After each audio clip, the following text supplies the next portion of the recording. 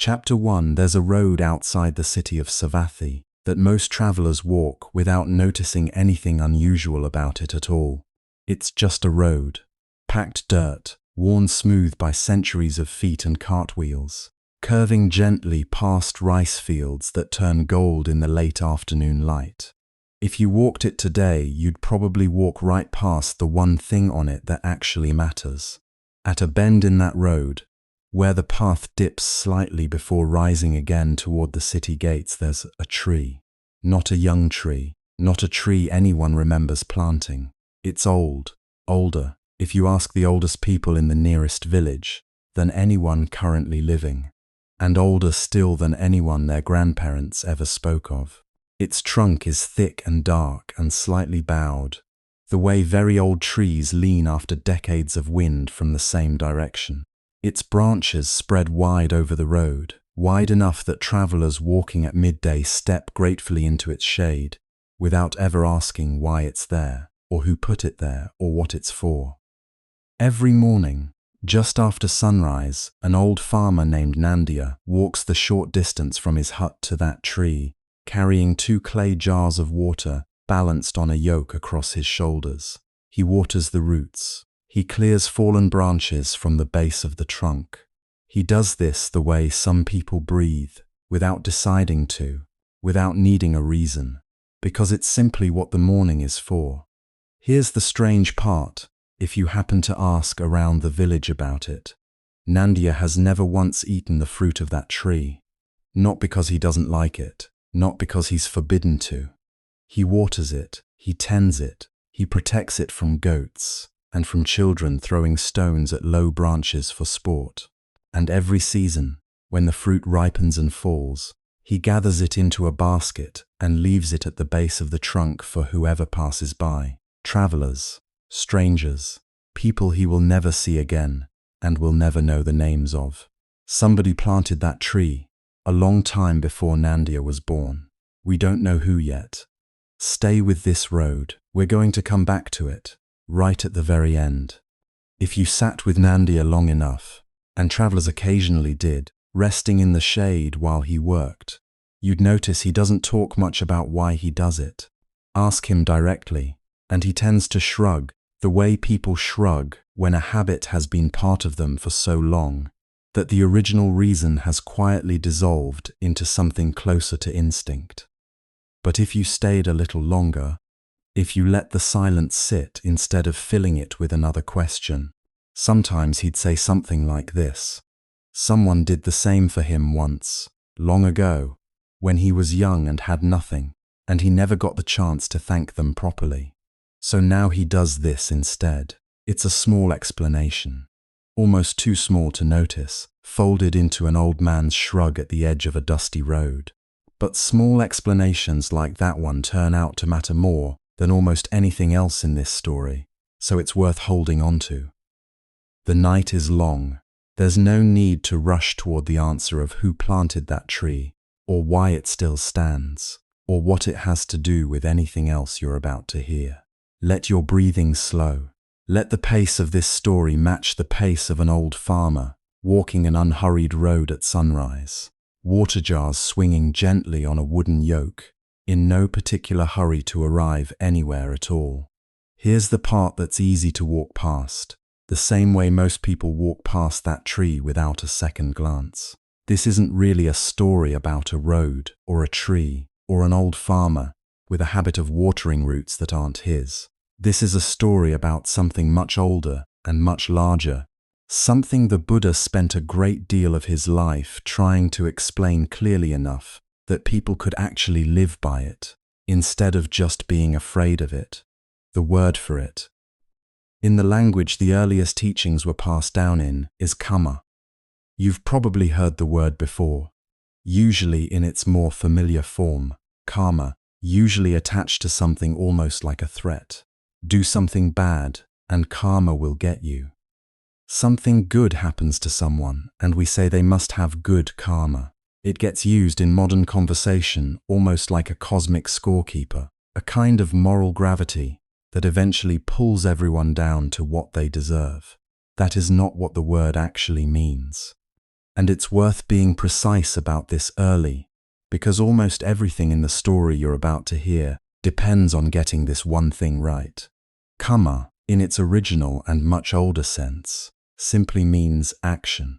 Not action in general, not the falling of rain, not the growth of a tree, not the turning of seasons. Specifically, it means action that is willed, action that comes from a decision, even a small, half-conscious one. The Buddha was very careful about this distinction, because it changes everything about how the idea works. There's a companion word that almost always travels alongside it, Cetana. Intention, the seed inside the seed, not what you did exactly, but what was actually moving in you when you did it. This is not a story about luck. This is not a story about fate. This is not a story about being punished by some unseen judge keeping score of your every move.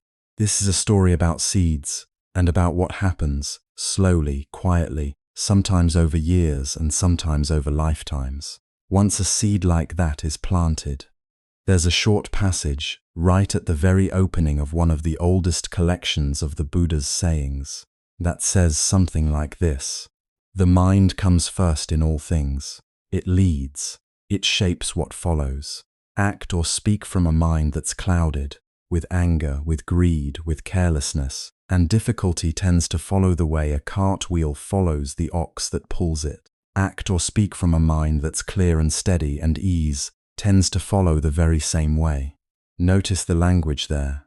Follows, not appears instantly, not strikes like lightning the moment the words leave your mouth. Follows, the way a shadow follows a person walking at dusk, sometimes stretched far ahead of them, sometimes trailing far behind, but never actually separate from the body that's casting it. That's the part most retellings of karma skip over completely, because it's less satisfying than instant justice. A seed doesn't become a fruit the moment it's planted. Sometimes it takes a season. Sometimes it takes years. Sometimes, and this is the part that makes people uncomfortable, the person holding the basket at harvest time isn't even the same person who knelt down and pressed that seed into the soil in the first place. Not exactly. Not in the way we usually think about identity holding still and unchanged across a whole lifetime, let alone across many. We're going to spend the next few hours with a series of these seeds, some planted in kindness, some planted in cruelty, some planted so quietly that the person planting them had no idea at the time that they were planting anything at all. We'll watch what grows. Let's go back to Nandiya and to that tree, because there's a detail in his story worth sitting with for a moment before we move forward. He tends something he will never personally benefit from. Think about how unusual that actually is. If you strip away the familiarity of hearing it in a story like this one, most of what any of us tend, our work, our relationships, our small daily efforts, we tend at least partly because we expect something back. Recognition, comfort, love returned in kind, even generosity, if we're honest with ourselves, often comes with some quiet, half-buried hope that it will be noticed or remembered or repaid in some form eventually. Nandiya waters roots that will outlive him. He clears branches from a trunk that was already ancient when his own grandfather was a boy. He leaves fruit at the base of a tree for travelers whose faces he'll forget within the hour, whose names he'll never learn, who will walk on toward the city gates and never think of the old man with the water jars again. And yet every single morning he goes back. Keep this one in your pocket. We're not done with Nandiya, not even close. There's a teaching attributed to the Buddha in a conversation with a young man named Suba that tries to answer a question almost everyone eventually asks in one form or another. Why do some people seem to have it easy, and others seem to be born straight into hardship? Why does one person seem to move through the world surrounded by people who care for them, while another moves through it constantly meeting cruelty, no matter how carefully they try to avoid it? The answer given in that old conversation is neither simple comfort nor simple blame. It doesn't say the struggling person deserved their struggle, the way the word karma sometimes gets twisted to imply in casual conversation today. And it doesn't say good fortune is random either. It points, instead, toward a pattern of actions, and the intentions underneath those actions, unfolding across more time than a single glance at someone's current circumstances could ever show you. You're not seeing the whole field when you look at someone's life in this single moment. You're seeing one point on a very long timeline of planting and harvest, most of which happened somewhere you weren't standing to witness it. This is where the ground starts to change if you let it, because once you actually understand karma this way, not as a scoreboard, but as an agricultural process, slow and patient and largely invisible while it's happening, a certain kind of anxious question starts to fall away. The question of, am I being punished right now? The question of, did I do something to deserve this? Those questions assume the harvest is always immediate.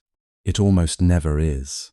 What replaces those questions, if you let it, is a much quieter and much more useful one. What am I planting right now today, in this ordinary moment nobody else is watching? There's a smaller story worth setting down here too, quieter than Nandiya's tree, but useful precisely because of how ordinary it is. In a fishing village along a wide, slow-moving river, a boatman named Tissa spent 40 years ferrying travelers from one bank to the other for whatever small coin they could offer, and sometimes for nothing at all when they had none to give. He never expected to be remembered for it. Ferrying was simply the work his father had done, and his father before that, and it never occurred to Tissa that the work itself might be doing something apart from moving people across water. One rainy season, an exhausted traveler with an injured leg reached the riverbank long after dark. Well past the hour Tissa normally stopped for the night. Most boatmen would have waved him off until morning. Tissa didn't. He rowed him across in the dark, through a current made dangerous by weeks of rain, and refused any payment at all when the man tried to insist. He never learned what became of that traveler. He never asked his name, and the man never offered it. By every measure available to Tissa in that moment, the crossing cost him a wet, difficult night and nothing else. No thanks that lingered, no story that followed him back to his hut. Years later, when a fever swept through that same village and left half its households too weak to fetch their own water or tend their own fields, it was neighbors, people Tissa had ferried without a second thought over 4 decades, people who owed him nothing formal, nothing recorded, nothing anyone had ever written down, who carried water to his door every morning until he recovered. Nobody in that village would have called it repayment. It didn't feel transactional to anyone involved, least of all to Tissa. It simply looked, from the outside, like a village where care moved easily between households. The way water moves downhill needing to be told to. That's worth sitting with for a moment. The question, what am I planting right now today, doesn't require a ledger anywhere to make sense of it. Tissa never kept one. The village never kept one either. The seed simply grew the way seeds do, in soil that had been tended, quietly and without calculation, for 40 unremarkable years. There's a second layer under this one, and it's worth pulling up gently before we go any further, because without it, the whole idea can start to feel like something imposed on you from the outside, a rule handed down, a cosmic contract you never agreed to sign. That's not quite how the earliest teachings describe it. Karma isn't presented as a punishment system enforced by some external authority watching from above, keeping ledgers, deciding who has been good enough to deserve ease and who has been careless enough to deserve suffering. It's described far more like a natural law, closer to how a farmer understands soil than to how a prisoner understands a judge. A farmer doesn't experience the growing season as punishment when a crop fails from poor soil, or as reward when a crop flourishes from rich soil and steady rain. The farmer understands instead that certain conditions reliably produce certain results. Plant rice in a flooded paddy, tend it, and rice tends to grow.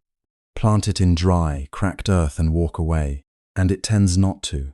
Nobody is standing over the field deciding to punish or reward the farmer personally. The field simply responds, patiently and impartially, to what's been done to it. That's closer to what the old texts mean by Kamma, not an external judge. An internal law, working the same way for absolutely everyone, regardless of how much attention they're paying to it. There's a subtle but important distinction worth adding here. For anyone who's grown up around traditions built more explicitly around divine judgment, this isn't a story about a being somewhere deciding, case by case, whether you deserve what happens to you. There's no appeal process, no argument to be made to a judge who might be persuaded toward leniency, no possibility of favor through flattery or performance. The law simply operates, the way gravity operates, the way water always runs downhill, regardless of how urgently anyone standing nearby might wish it would run the other way. That impersonality, strange as it might sound, turns out to be one of the more comforting aspects of the whole framework once you actually sit with it. Nothing about your circumstances is a referendum on your worth as delivered by some outside observer. It's simply the current, visible stage of an ongoing process you have real influence over, starting from wherever you happen to be standing right now. The comfort in that, if you let yourself feel it, is different from the comfort of being told someone is watching over you and keeping score. It's the comfort of knowing the law is fair. Not fair in the sense of guaranteeing quick justice, but fair in the sense of applying evenly to kings and farmers and children, and old men watering trees at the edge of a road, without exception and without favoritism. Nobody gets to skip the planting. Nobody gets to skip the harvest either, eventually. But everybody always gets to choose right now, in this exact moment, what they're putting into the ground. There's one more thing worth noticing about Nandiya before we leave that road for a while. He has no way of knowing what will happen to the seeds falling from that tree each season, scattering into the grass at the roadside. Some of them taking root on their own, some of them simply becoming food for birds. He'll never see most of what comes from his mornings there. He tends the tree anyway, not because he's calculated some eventual payoff, not because a teaching told him he was required to, simply because, somewhere along the way, it became the truest expression of something he already carried inside him. A debt he couldn't repay directly, so he chose to repay it forward instead, to strangers who would never know his name. That, more than anything else, is the real subject of the hours ahead. Not karma as a word to define, not Kamma as a doctrine to memorize, something quieter than either of those. The particular, ordinary, almost invisible experience of being a person who plants something today without any guarantee of ever seeing what grows from it, and choosing to plant something good anyway. There's one more thing worth noticing about that road before we leave it, something about the rhythm of the seasons passing over it. In the dry months, the tree's leaves thin out considerably, and the shade it offers grows thinner along with them. Travelers still stop, but they linger less, moving on more quickly toward whatever shelter waits at the city gates.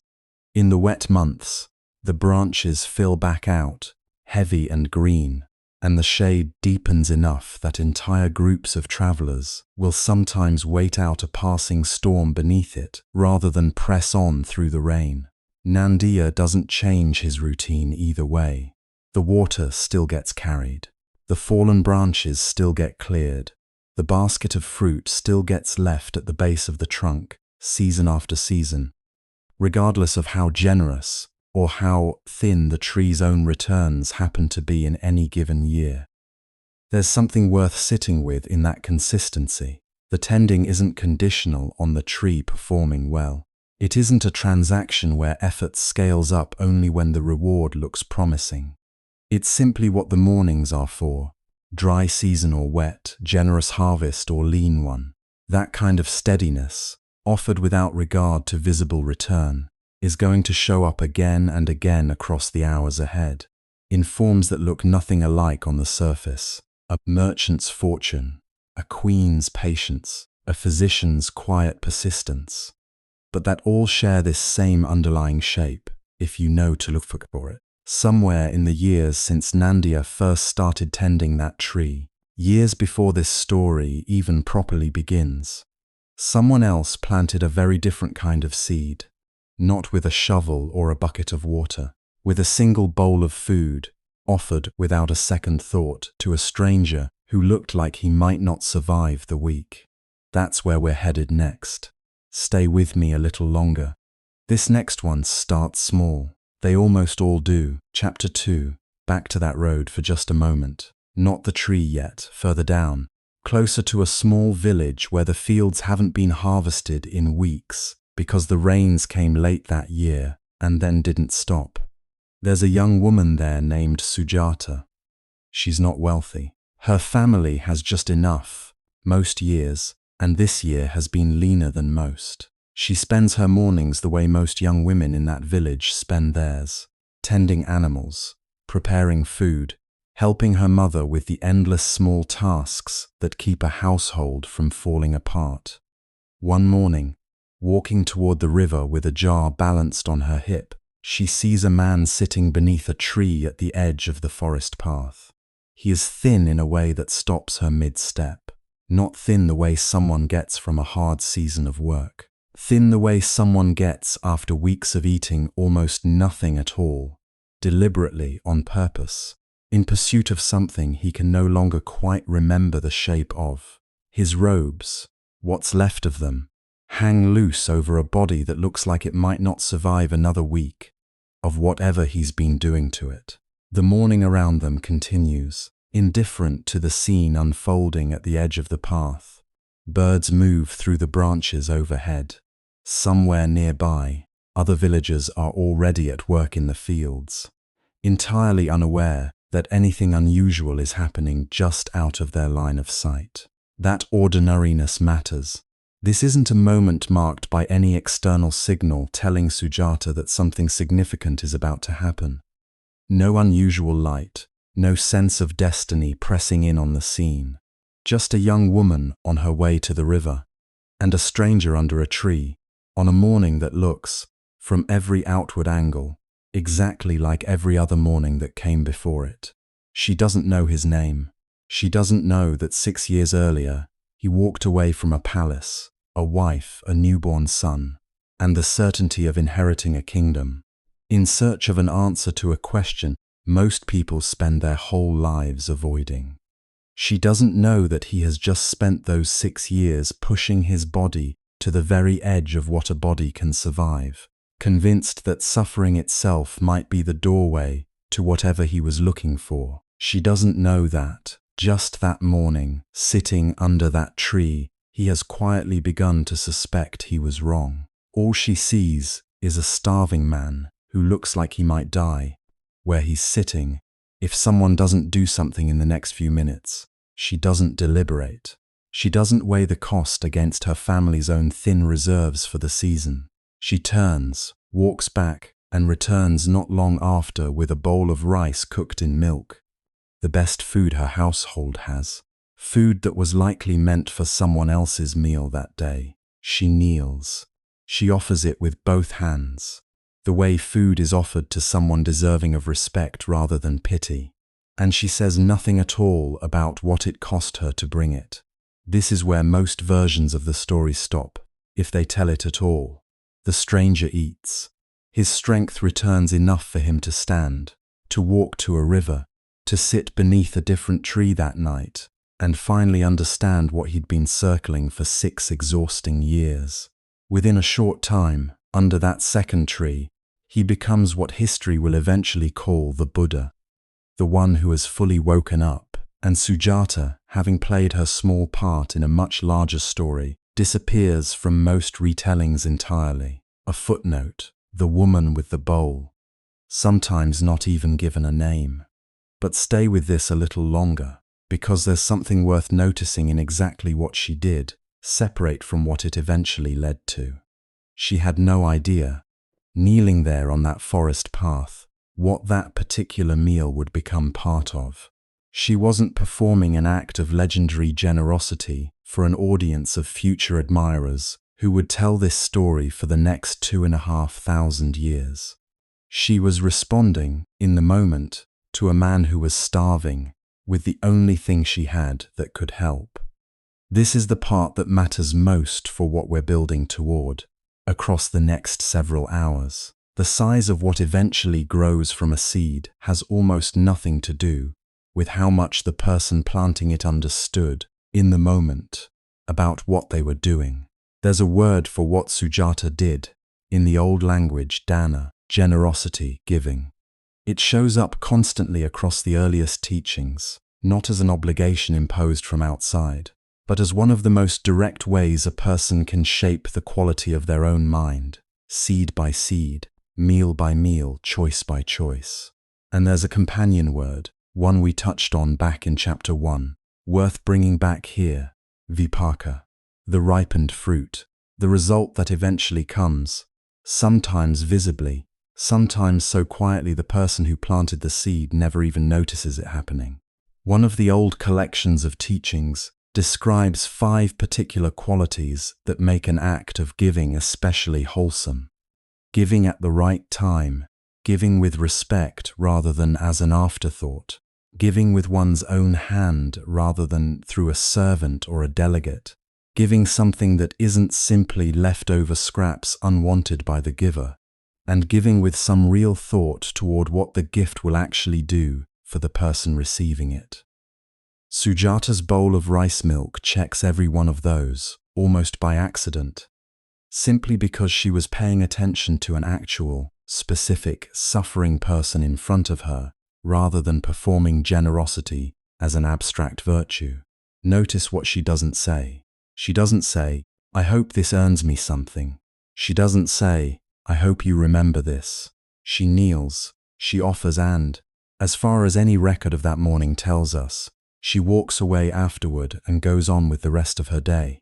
Back to the river, back to the jar of water, back to an ordinary life that continues on exactly as it was before, except for one bowl now missing from her family's evening meal. Here's a small detail worth holding on to, even though it looks almost too minor to matter. That bowl. After she offers the rice milk, the empty vessel is left behind. Some versions of this story say she set it into the river afterward, watching to see which direction it drifted, an old custom for reading whether an offering had been accepted well. Either way, the bowl itself doesn't simply vanish from the story. It exists, physically, somewhere, after that morning ends. Keep this one in your pocket. We're going to come back to that bowl, not right away, but sooner than you might expect. Something shifts here, even if no one standing on that forest path that morning notices it happening. A starving man eats. A young woman walks home with one less bowl of food than she started the day with. From the outside, nothing about that scene looks like the beginning of anything at all. It looks like an ordinary act of kindness on an ordinary morning. The kind that happens somewhere in the world every single day, without anyone writing it down. That's usually exactly what a seed looks like, the moment it's planted. Small, unremarkable, easy to miss if you're not the one doing the planting. And sometimes even if you are, the fruit hasn't come yet. But the tree, whatever it eventually becomes, remembers exactly where it started. If you're finding it easy to drift right now, that's all right. Let this next stretch settle over you slowly. There's no need to hold on to every detail. Just let the shape of the story carry you. Let's slow down here for a moment, because there's a version of this story that's worth imagining, even though no old text records it directly. What that evening looked like back at Sujata's house. Picture the meal that night. one less bowl than usual, divided a little thinner among the family than it would have been. Maybe her mother noticed and asked where the rice milk had gone. Maybe Sujata explained, simply, that she'd given it to a man who looked like he needed it more. Maybe there was a moment of quiet disapproval, the kind any household with limited food might reasonably feel when a portion meant for the family disappears into a stranger's hands instead. Or maybe nothing was said at all, and the evening simply continued the way ordinary evenings do, with no sense that anything unusual had happened that day. This is the part scholars still argue over, honestly, how much Sujata herself understood, in the years that followed, about what that particular morning eventually became. Did she ever hear later that the gaunt stranger under the tree had gone on, that very night, to arrive at the realization that would eventually be taught to kings and merchants and farmers across an entire region of the world? Did the story ever reach back to her, in whatever quiet life she continued living afterward? Some traditions suggest she did come to know eventually, and that the knowing changed very little about how she lived. She simply kept being the kind of person who noticed a stranger's suffering and responded to it without calculating the cost first. That detail matters more than it looks like it does. Because if the story only worked when the giver understood the size of what she was contributing to, then none of us watching this tonight would have any real reason to believe our own small, unnoticed acts of care could possibly matter as much as hers did. But if a person can plant something enormous without any idea, in the moment, of what it will become, then the size of the fruit was never actually the giver's business in the first place. Her business was only ever the seed and the intention behind planting it. There's a broader pattern worth naming here, one that's going to keep resurfacing across the rest of this story in different forms. Most of what eventually ripens into something significant didn't look significant at the moment it was planted. Nobody kneeling beside a starving stranger on an ordinary morning tends to feel, in their body, the full weight of what they're doing. It doesn't come with a sensation of importance. It comes usually as a small, almost automatic pull toward relieving someone else's visible suffering. The kind of pull most people feel dozens of times across an ordinary week, and more often than any of us would probably like to admit. Quietly override in favor of convenience or caution, or simply not wanting to be inconvenienced by someone else's need.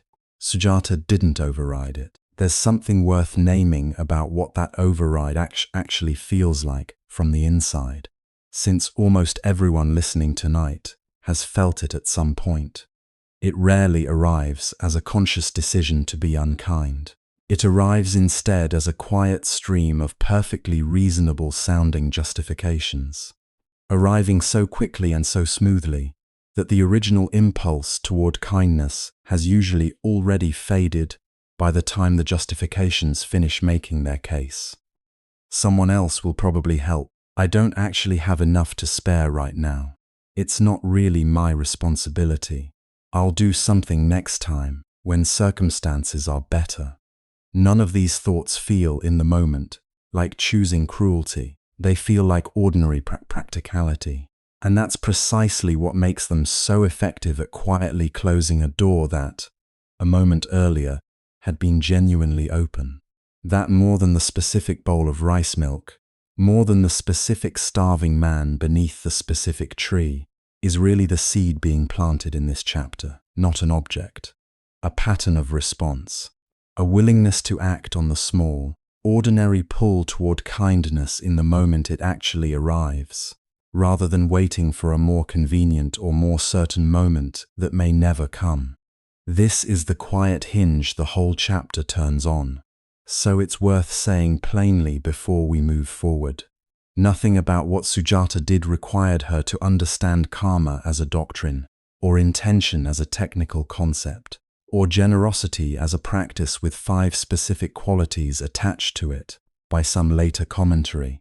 She simply saw a person suffering and responded. The teaching came afterward, built by others trying to understand and pass along why moments exactly like hers matter as much as they do.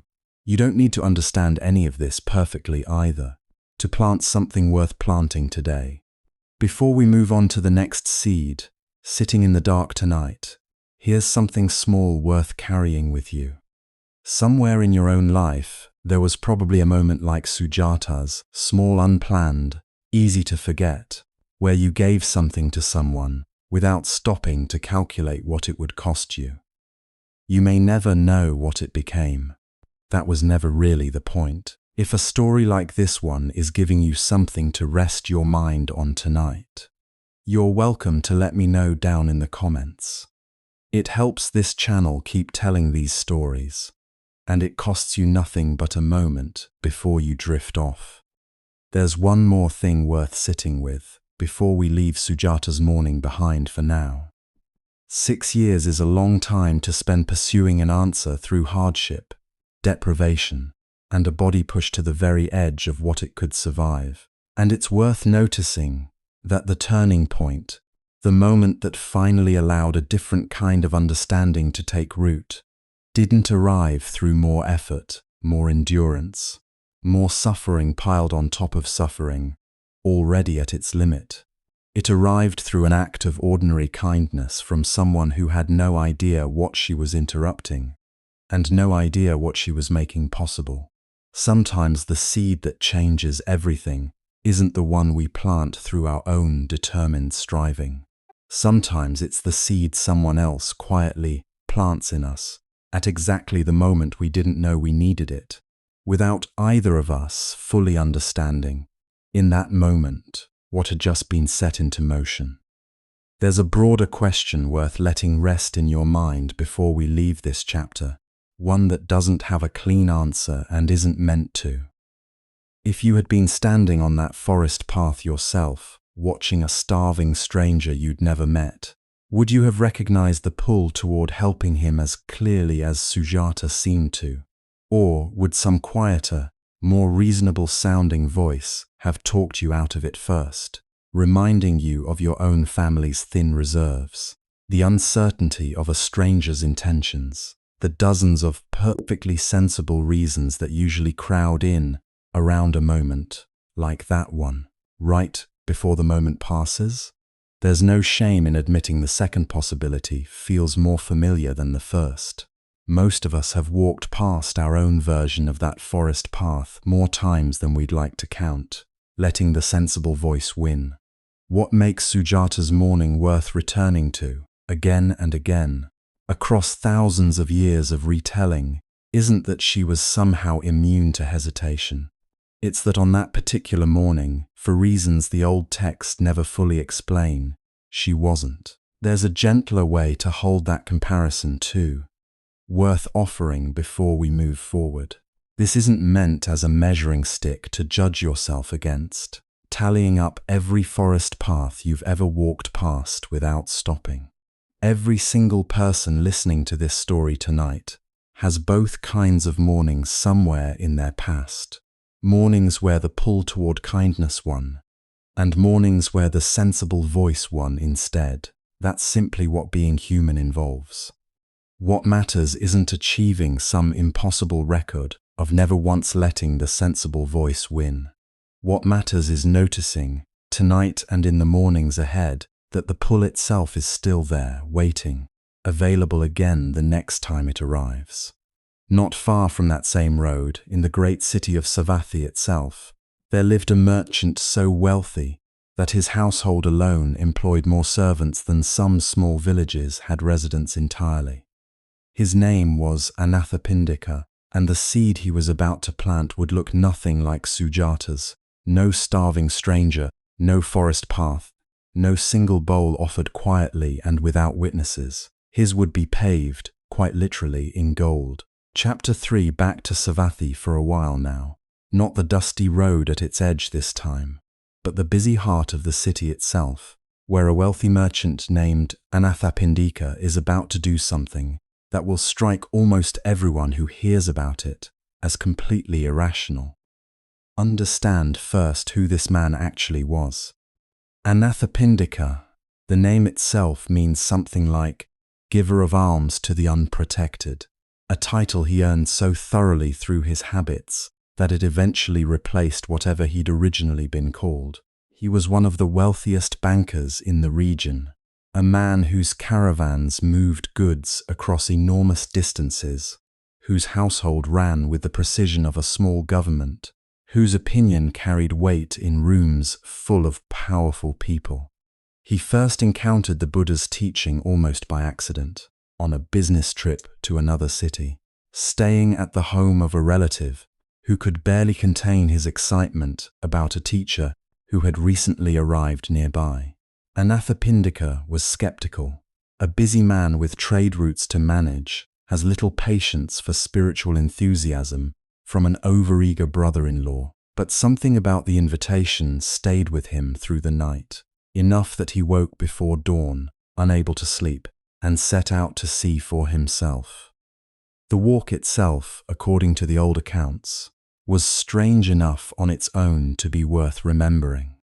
It was still dark when he set out, the streets nearly empty, and at several points along the way his resolve wavered badly enough that he nearly turned back, unnerved by shadows and unfamiliar surroundings in a city not his own. Each time something, the old texts describe it almost as an encouraging voice, though later commentators have read that detail in different ways, steadied him enough to keep walking. By the time he actually reached the grove where the teaching was taking place, dawn was just beginning to break, and he arrived not as a confident, curious investor scouting a promising new venture, but as an anxious, sleep-deprived man who had talked himself out of turning back several times over on the way there. What happened in that meeting is described, in the old texts, almost gently. No thunderclap, no dramatic conversion, just a conversation, a teaching offered in plain and careful language about generosity, about ethical conduct, about the nature of craving and how it binds a person to unnecessary suffering. Anathapindika listened, and somewhere in that quiet exchange, something in him settled into place. The word the old texts use is saddha, confidence. Not blind faith taken on someone else's word, but a kind of settled trust that comes from actually seeing clearly that what's being described matches something true about how the mind works. By the end of that conversation, he had decided two things. First, that he wanted to support this teacher and this growing community in whatever way he could. Second, that he wanted the Buddha to come teach in Savatthi, his own home city, where thousands of people who would never otherwise travel to hear him could have the same chance he'd just had. There was, unfortunately, one significant obstacle. There was nowhere suitable in Savatthi for a teacher and a growing community of monks to actually stay.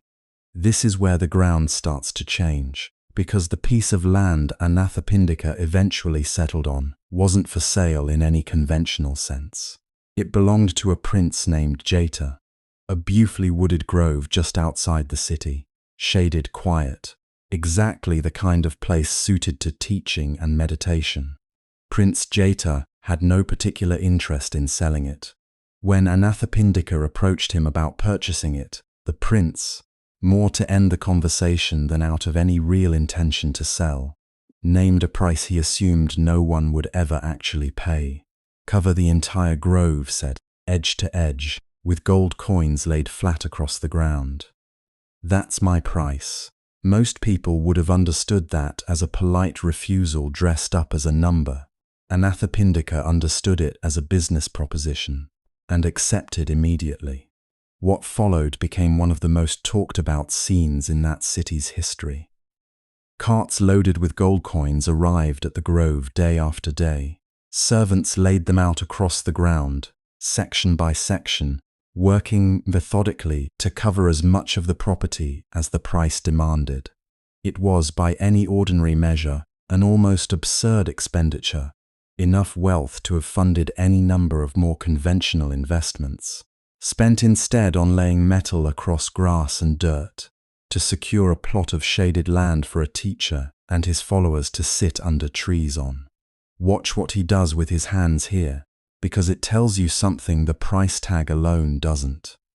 He isn't handing this wealth over reluctantly, the way a person pays an inflated price out of necessity because they have no other choice. Every account of that scene describes a man overseeing the operation with something closer to joy than resignation, checking the coverage himself, making sure no gap was left uncovered, treating the entire process less like a financial transaction and more like an offering being carefully, deliberately completed. Word of what was happening spread quickly through Savatthi, and crowds gathered along the edges of the grove to watch, drawn by simple curiosity as much as anything else. The spectacle of cart after cart of gold coins being unloaded and laid out by hand was not something most people in that city would ever witness again in their lifetimes. Reactions among the onlookers varied considerably. Some admired the devotion openly. Others, by several accounts, considered it wasteful extravagance, muttering that the wealth could have been put to more sensible use, that no grove was worth this particular price regardless of who intended to teach on there. Anathapindika, by every account, paid these murmurs no particular attention. He wasn't performing this act for the crowd's approval, and their skepticism, however widespread, didn't slow the methodical laying of coins across the grass by even a single afternoon. There's a word worth bringing in here, one we touched on lightly back in chapter 1, punya, merit. Not merit in the sense of a prize awarded for good behavior, but something closer to a kind of accumulated wholesome momentum, built action by action, that shapes the direction a person's life continues to move in. The old teachings are fairly specific about what makes an act of giving especially powerful in generating this kind of momentum. And wealth, given without personal need for recognition, given towards something that will benefit large numbers of people over a long stretch of time, given by someone who fully understands and values what they're supporting, tends to rank among the most significant forms it can take. Anathapindika's grove, by that measure, wasn't simply an expensive real estate transaction. It was among the most consequential single acts of generosity recorded from that entire era, not because of the size of the price, but because of exactly what that price was securing, and exactly how completely he'd already, internally, let go of any attachment to the gold itself. There's a detail that tends to get lost in retellings that focus mostly on the gold, and it's worth pulling back into view before we move on, because it says something about how the story actually ends. Prince Cetana, watching this extraordinary spectacle unfold on his own land, cart after cart of gold, laid with such visible devotion, eventually felt something shift in himself too. Partway through the process, he stopped Anathapindika and offered to contribute the trees themselves, uncovered by any coin, as his own gift toward the same purpose. The monastery that eventually rose on that land came to be known, in recognition of that shared act, as Jetavana, Jeta's grove, carrying both their names forward together, even though only one of them had actually paid the price originally demanded. Nothing about this scene is accidental, even the parts that look like an afterthought. A price meant to prevent a sale instead became the mechanism that drew a second, unplanned gift out of the very person who'd set it.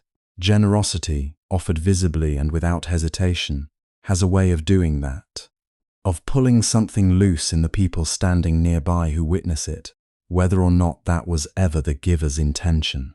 Anathapindika never sought that outcome. He was trying to secure a grove for a teacher he'd come to trust completely, based on a single early morning conversation that had settled something in him he couldn't fully explain even to himself.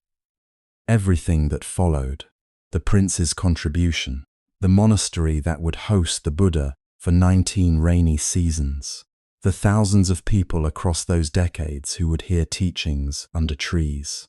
Anathapindika had paid an almost unthinkable price to protect.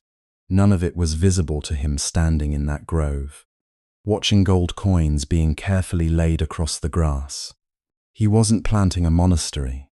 As far as he understood it in that moment, he was simply repaying, as completely as his considerable wealth allowed, a debt of gratitude for something a stranger's teaching had already given him, free of charge. On an ordinary morning, he hadn't expected to change anything at all. This is where most versions of the story stop, with the gold, with the grove, with the grand gesture. But stay with this a little longer, because the version of Anathapindika worth remembering isn't the wealthy man who could afford an extraordinary purchase. It's the same pattern we already saw in Sujata, just wearing much larger clothes. Someone encountered a moment of genuine need, his own need in this case, the need to repay what he felt he owed, and responded with everything he had, without calculating first whether it was reasonable to give that much. There's a thread connecting a starving man's single bowl of rye milk to an entire grove paved in gold, and it isn't the size of the gift. It's the completeness of the response. Hold on to that shape. We're going to see it again, from someone whose name may end up mattering to this story just as much as his does. Let's slow down here for a moment, because there's a part of Anathapindika's life that gets far less attention than the gold-covered grove, and it might actually be the more important part of his story. He didn't stop after that one extraordinary gift. For the rest of his life, his household became something like a permanent support system for the community gathered at Jetavana. Meals prepared daily for monks who came seeking food, robes provided when the weather turned, medicine arranged when illness moved through the grove, a standing invitation that never seemed to run dry no matter how many years passed. This wasn't a single dramatic gesture followed by a return to ordinary business. It became the actual shape of his remaining life, woven into the same daily rhythm as his trading business and his family responsibilities. There's something worth noticing in that shift, something that separates a seed from a habit. A single remarkable act of generosity, however large, is still just one seed, significant, but bounded, complete in a single afternoon of gold coins laid across grass. What Anathapindika built afterward was closer to an orchard, daily tending, ordinary mornings repeated for years, each one unremarkable on its own, each one adding to a pattern that would eventually outlast him by centuries. This is the part scholars still argue over, actually, whether the grove itself, spectacular as it was, mattered less in the long run than the quieter, less legendary years that followed it. The gold made a wonderful story, the kind that gets remembered and retold for millennia. But the meals prepared every single morning, with no witnesses beyond the household staff and the monks receiving them, are arguably the greater accomplishment, precisely because nobody was watching closely enough to turn them into legend. There's a companion detail worth including here too, one the old texts preserve with real tenderness. Later in his life, when Anathapindika grew seriously ill and lay dying, he asked that someone from the community come speak with him one final time. What followed was a teaching given specifically to comfort a dying man, not abstract doctrine recited for its own sake, but something offered directly, person to person, in response to actual need. He wept, hearing it, not from fear, but from something closer to gratitude, saying he had never in all his years of listening to teachings heard one delivered with quite that particular depth before. The teaching itself, according to the old accounts, focused on gently guiding him away from attachment to each of his senses in turn, and away from attachment even to his own accumulated merit, encouraging him not to cling even to the very generosity that had defined his entire life, since clinging to anything, however wholesome, still creates a kind of subtle grasping that keeps a mind from settling completely. It's a striking thing to offer a man who had spent decades laying gold across grass and feeding monks every single morning. A final invitation to release even that, to let go of the identity he'd built so carefully around being a great giver, and simply rest in the clarity underneath all of it. That he wept upon hearing it suggests it landed exactly as intended, not as a diminishment of everything he'd done, but as a completion of it. He died shortly afterward, and the record of his final hours describes something worth carrying forward into the rest of this story. A man whose entire adult life had been organized around meeting other people's needs as completely as he was able, receiving in his own final need the same quality of care in return. Notice what isn't in that ending: no dramatic reversal.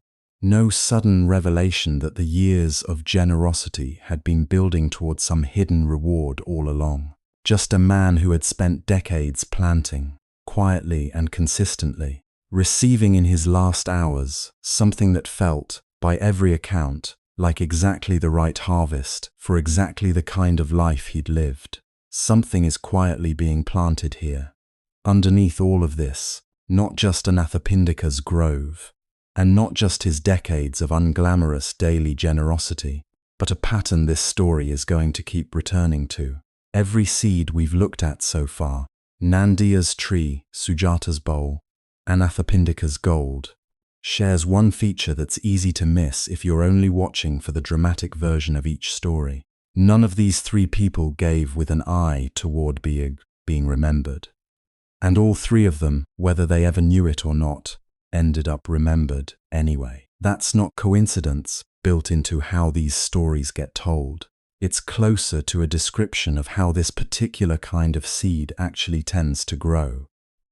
There's a smaller, quieter thread worth adding here, from later in the story of that grove, because it says something about how a single act of generosity, however large, tends to keep generating unexpected consequences long after the original giver has stopped paying attention to it. Cetana didn't remain static once it was built. It grew, over the decades that followed, into one of the most significant centers of teaching and practice in the entire region, expanded, maintained, and supported by generations of donors who had never met Anathapindika themselves, many of whom likely knew him only as a name attached to the land they were now helping to sustain. His single gesture, in that sense, didn't simply end once the gold had been laid and the deal completed. It became a kind of foundation other people's generosity could keep building on top of for far longer than any single lifetime could have managed alone. Consider how many of the teachings preserved from that entire era are recorded as having taken place specifically at Cetana. Conversations, discourses, resolutions of disputes within the growing monastic community, encounters with visitors of every possible background, all of it happening on ground a single merchant's extravagant, almost irrational purchase had made available. None of those individual moments would have existed in quite the same way, in quite the same place, without a wealthy man's decision one ordinary afternoon to cover an entire grove in gold rather than walk away from a price clearly intended to discourage him. That's the scale a single seed can eventually reach, once enough time and enough other people's continued tending have been added to it. Not far from that same grove, in a different household on the other side of Savatthi, a young woman named Vipaka was about to plant something that, on the surface, would look almost nothing like a merchant's fortune spent on gold-covered ground. Hers would start with a single piece of jewelry, one she would eventually decide to give away, in a way nobody in her family expected. Chapter 4. There's a piece of jewelry worth picturing clearly before this story begins, because it matters more than jewelry usually does in stories like this one. It was called, in its time, the Great Creeper, an extraordinarily elaborate headdress woven through with gold, pearls, and gems, so valuable that it had taken years to construct and represented a meaningful portion of an already wealthy family's fortune. It had been a wedding gift to a young woman named Vipaka, given by her father when she married into one of Savathi's most prominent families, and by every account she wore it exactly the way anyone in her position would have been expected to, as a visible sign of status, on the rare grand occasions that called for it. Vipaka, like Anathapindika, had become a devoted supporter of the growing community around the Buddha's teaching, though her path there had come through her own household rather than a chance business trip. She'd grown, over years of practice and reflection, into someone whose generosity operated less like an occasional gesture and more like a settled, quiet feature of how she moved through the world. Meals arranged for monks, medicine provided during illness, a steady stream of unglamorous, practical support that rarely drew the kind of attention Anathapindika's grove had. One day, attending a gathering at the monastery, she set the great creeper aside briefly, the way anyone might remove something heavy and cumbersome before settling in to listen carefully to a teaching. When the gathering ended, she left without it, distracted, her mind still turning over what she'd just heard. It wasn't until she was most of the way home that she realized what she'd forgotten. Here's where the story does something unexpected. When her attendants offered to go back for the headdress, Vipaka's response wasn't relief, or urgency, or even mild embarrassment at having misplaced something so valuable. She said, according to the old accounts, that she had no intention of wearing an item again once it had been touched by the sacred ground of that place. And rather than reclaiming it, she decided instead to sell it and use whatever it earned towards something that would actually benefit the community that had already given her so much. There was, however, a problem. The great creeper was so extravagantly valuable that no one in the entire city could actually afford to buy it. She'd priced herself, in a sense, out of her own solution, so she did something else instead. Rather than selling it to a single buyer, she simply bought it back herself, from herself, using her own wealth to fund the project she'd originally intended the sale to pay for. A large monastery on the eastern side of the city, built to house monks and nuns during the rainy season, constructed with the same care and expense the headdress itself had originally represented. Most retellings leave it there, filed alongside Anathapindika's grove as just another wealthy patron's generous donation. But there's a detail worth slowing down for here, because it's a slightly different shape of giving than what we've seen so far. Notice what she actually let go of. It wasn't primarily the monetary value. She kept that, in a sense, by funding the project with her own resources either way. What she genuinely released was the object itself, a wedding gift, a piece of her own history and identity. The physical symbol of her position and her family's standing, something most people in her circumstances would have held on to and simply passed down as an heirloom, regardless of how they felt about it.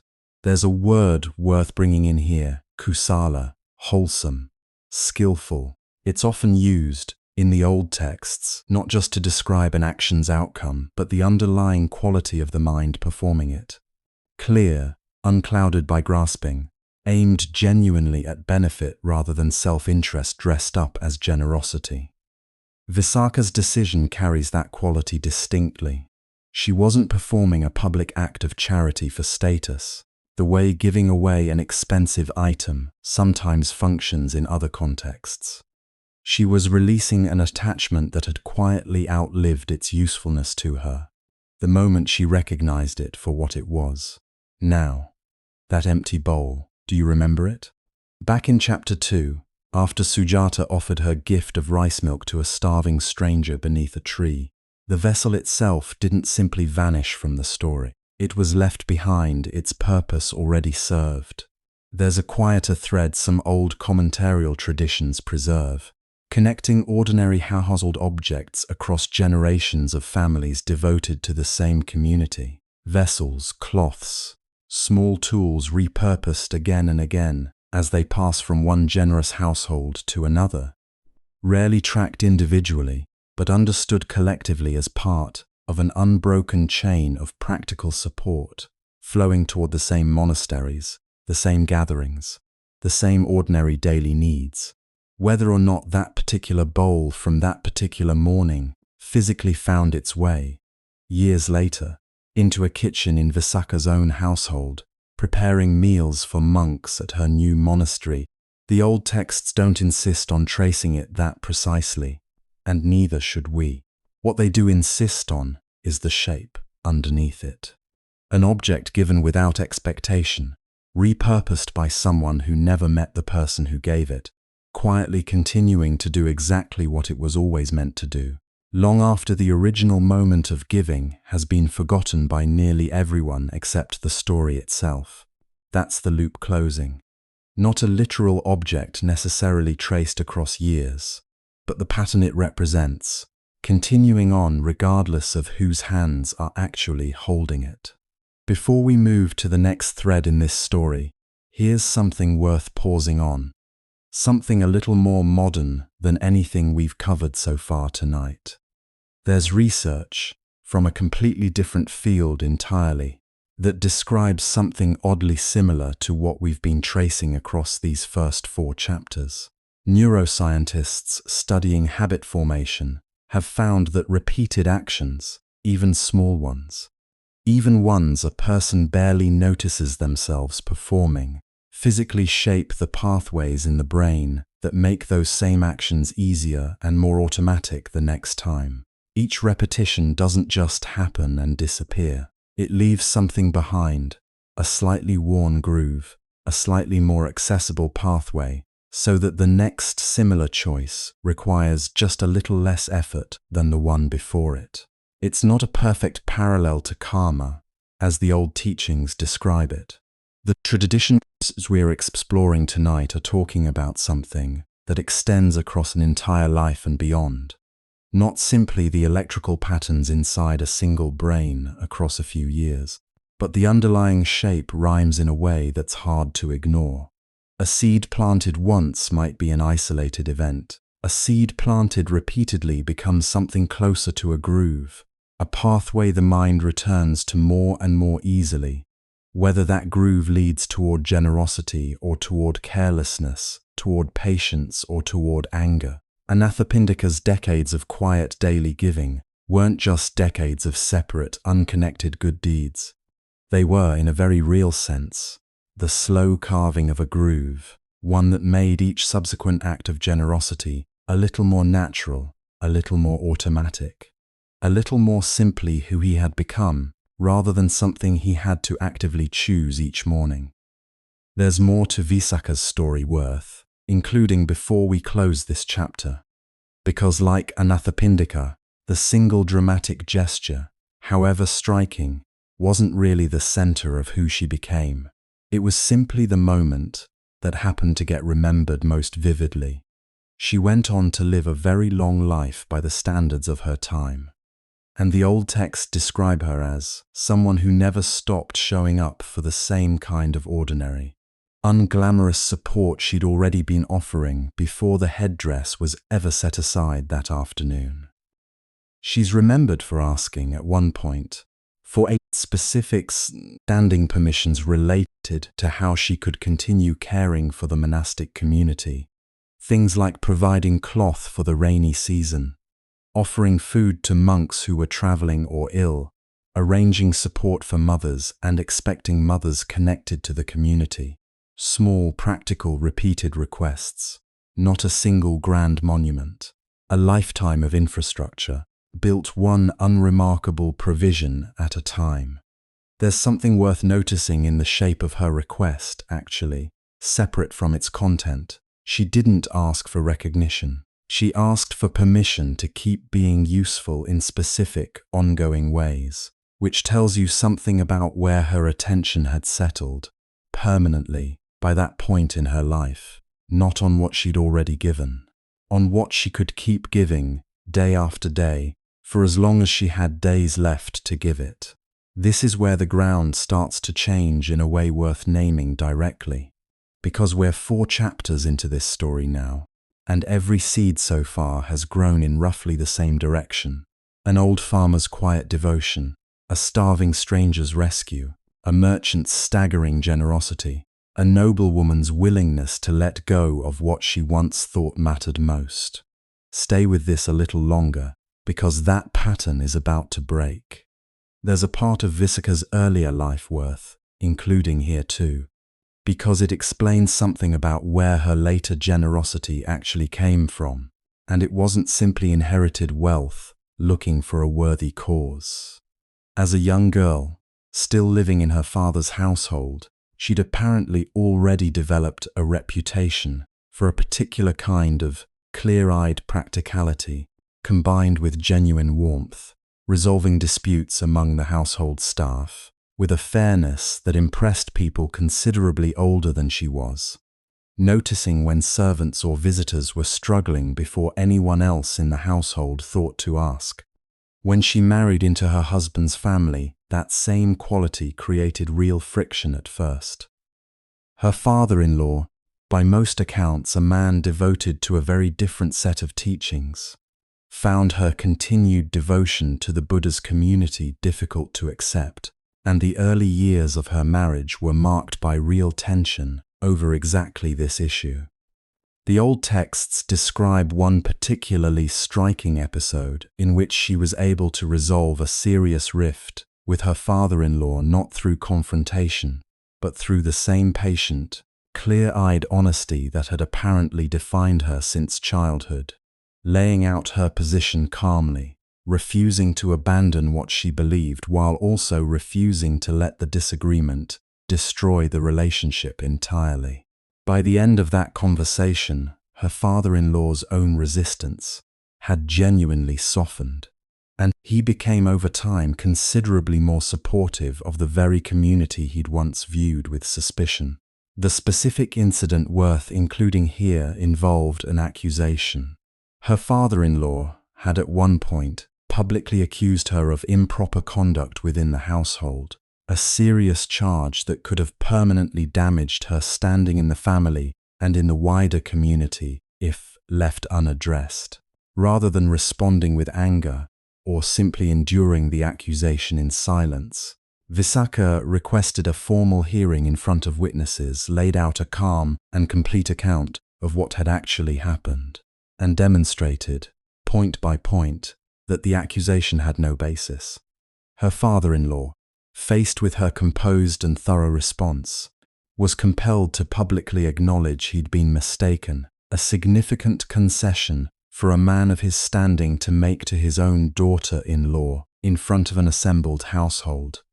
It was this same episode, according to several accounts, that marked the real turning point in his attitude toward her, and by extension toward the community she'd remained devoted to throughout the entire ordeal. That detail matters more than it looks like it does, because it means the headdress she eventually gave away wasn't an isolated gesture from someone whose generosity appeared out of nowhere. It was one visible moment in a much longer, much less dramatic pattern of the same underlying quality. Patient honesty, genuine care extended even toward people who initially resisted it, a willingness to hold her position without needing to win in any conventional sense. There's also a detail worth including about the scale of her household's ongoing involvement with the monastic community. Separate from the headdress story entirely, she raised a large family. Accounts vary, but some traditions describe her as the mother of an unusually large number of children, and by extension, an equally large number of grandchildren by the time she reached old age. Rather than treating her wealth and her family's growing size as separate concerns from her religious devotion, she wove them together completely, raising her children within a household where support for the monastic community was simply an ordinary, expected part of daily life. not a separate or occasional activity set apart from everything else. There's something worth noticing in that choice, especially set against Ajatasattu's story, which we're about to move into, where Devadatta patiently reshaped a young prince's private thinking, gradually making harmful ideas feel more and more reasonable. Vipaka appears to have done something like the opposite within her own household, patiently reshaping an entire family's ordinary daily rhythm around generosity, until supporting others simply became, for her children and eventually her grandchildren, the unremarkable water they swam in, rather than a virtue they had to consciously choose again each day. That's worth sitting with for a moment before we keep going tonight. Which seed, in this story so far, do you recognize in your own life? Nandiya's quiet tending, Sujata's unhesitating bowl, Anathapindika's complete response, or Vipaka's willingness to let something go? If you're still awake enough to type, I'd love to know, down in the comments, which one found you. Not every seed planted in this story is a kind one. Everything so far tonight has grown in more or less the same direction. Toward warmth, toward release, toward care extended without expecting anything returned. That's about to change, because not far from where Vipaka's monastery would eventually stand, inside the walls of a palace far more heavily guarded than any merchant's household, a very different kind of seed was about to be planted. One night, one decision, one very young man convinced that the throne he wanted couldn't wait for his father to die of natural causes. Chapter 5. This is not a story about a monster. This is not a story about an easy villain, the kind you can watch from a safe emotional distance, telling yourself you'd never do what he did. This is not a story you get to feel safely distant from, if you're honest about it. This is a story about how ordinary the beginning of harm usually looks, right up until the moment it isn't ordinary anymore. His name was Ajatasattu, and he was the son of King Bimbisara, ruler of Magadha, a king remembered by nearly every account from that era as thoughtful, generous, and deeply devoted to the same teaching that Anathapindika and Vipaka had built their lives around. Bimbisara had, in fact, been one of the Buddha's earliest and most significant royal supporters, donating land, offering protection, treating the growing monastic community with genuine respect rather than mere political convenience. Ajatasattu grew up then in a household that most people would consider close to ideal. A father who was both powerful and kind, a kingdom that was stable and prosperous, every material advantage a young prince could reasonably want. And yet, sit with that for just a moment, because this is where the seed actually gets planted, and it isn't planted by circumstance. It's planted by a friendship. Devadatta, the Buddha's own cousin, himself a monk of considerable ability and reputation within the early community, had, over years, developed a quiet but growing resentment. Some accounts describe genuine ambition, a desire to lead the monastic community himself rather than remain in a supporting role. Others describe something closer to wounded pride, an inability to accept a position secondary to someone he'd grown up alongside. Whatever the precise mixture, by the time he crosses paths meaningfully with young Prince Ajatasattu, that resentment has curdled into something with a very specific shape, a desire not just for status but for power, and a willingness to use whoever might help him get it. Devadatta found, in Ajatasattu, an eager audience. He demonstrated, according to the old texts, certain extraordinary abilities to impress the young prince, displays clearly designed to establish authority and trust. And once that trust was established, he began patiently to plant a different kind of seed entirely. Your father is old, the suggestion went. Kingdoms are stronger under younger rule. Why wait for what will eventually be yours anyway? Notice what's actually happening in this exchange, because it's a pattern worth naming clearly. Devadatta isn't handing Ajatasattu a fully formed plan for violence. He's doing something quieter, and in some ways, more dangerous. reframing an already present desire, making patience look like weakness, making impatience look like strength, making an unthinkable idea feel, gradually, thinkable. There's a specific technique worth naming here, because it recurs constantly in situations far removed from ancient palace intrigue. Devadatta didn't argue directly against Ajatasattu's natural affection for his father. That would have been too obvious, too easy to resist. Instead, he simply kept reframing the terms of the conversation. Not, should you harm your father, but wouldn't the kingdom be stronger under decisive young leadership? Not, is patricide acceptable, but why should tradition alone determine when power changes hands? Each reframing moved the conversation slightly further from the actual moral weight of what was ultimately being proposed, until by the time the proposal was explicit, it no longer felt, to Ajatasattu, like the same shocking idea it would have felt like if stated plainly at the very beginning. There's a Pali word worth introducing here, one that stands as the direct counterpart to something we discussed back in Chapter 3, Akusala, unwholesome, unskillful. The technical term underneath what casual conversation simply calls bad karma, and alongside it papa, demerit, the accumulating weight of unwholesome action. It matters that both of these words describe a quality of mind and intention, not simply an outcome, because the harm in this story doesn't begin with a weapon. It begins earlier than that, in a series of small, private shifts inside Ajatasattu's own thinking. Shifts that, from the outside, would have been nearly invisible to anyone watching him go about his ordinary royal duties in those weeks and months. Eventually, the private shifts became a plan. Ajatasattu attempted, first, to have his father assassinated through an intermediary. A plot that failed, was discovered, and led to a confrontation that, remarkably, ended not in punishment but in forgiveness.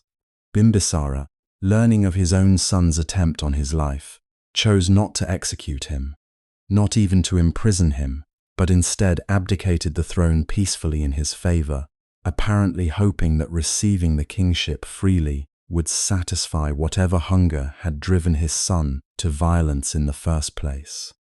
It didn't. This is the part of the story that's hardest to sit with, so let's slow down and go through it carefully, rather than rushing past it.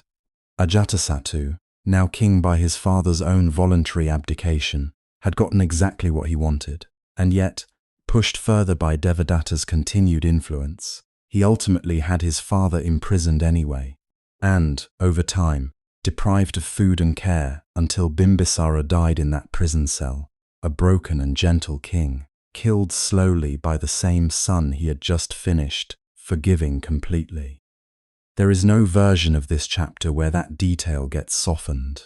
It shouldn't be softened. Part of understanding karma honestly means being willing to look directly at what an unwholesome seed, left to grow unchecked through repeated small choices, can eventually become.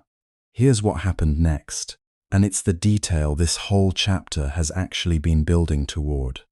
The night his father died, something broke open in Ajatasattu that no political victory could touch. The old texts describe him beginning, almost immediately, to be tormented, sleepless, haunted, pursued by a guilt so severe that some accounts describe it taking on almost physical form, as though the earth itself had begun to feel unstable beneath him. He summoned his physician that same night, a young but already highly regarded doctor named Vipaka, and asked him a single question, one the old records don't fully answer in that moment, one that would hang unresolved for years afterward.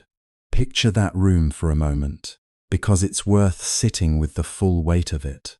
A man who had just achieved everything he'd spent months, perhaps years, maneuvering toward, absolute rule over a wealthy and powerful kingdom, free of any remaining obstacle to his authority, summoning a physician not to celebrate, not to plan his coronation, but because he could not stop shaking, could not make his mind settle, could not shake the sense that something had shifted permanently, and catastrophically inside him. The moment his father's suffering had finally ended. Whatever satisfaction Devadatta's promises had implied this moment would bring never actually arrived. What arrived instead, immediately and without any delay at all, was the opposite. He asked whether there was any way to undo what could not be undone. Vipaka that night had no answer to give him, not because the question was unanswerable, but because the person asking it wasn't yet ready to hear whatever the honest answer actually was. Keep this one in your pocket. That question doesn't disappear from this story. It's going to come back later than you might expect, from someone whose own path started somewhere far darker and far more overlooked than a palace.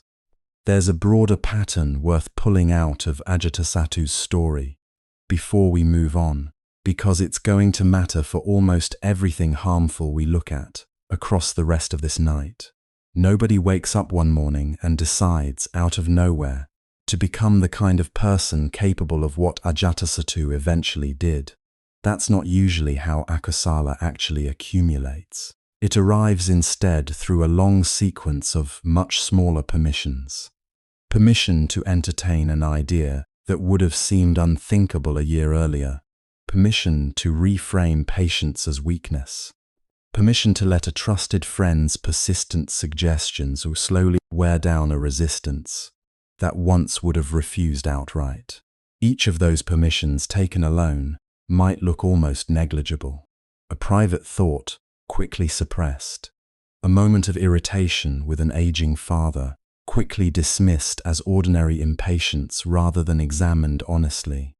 A friendship with someone whose influence, in hindsight, was clearly corrosive, but which felt, in the moment, like simple loyalty and companionship. There's a useful way to picture this accumulation, one that returns us to the agricultural framing this entire night has leaned on. No single weed destroys a field.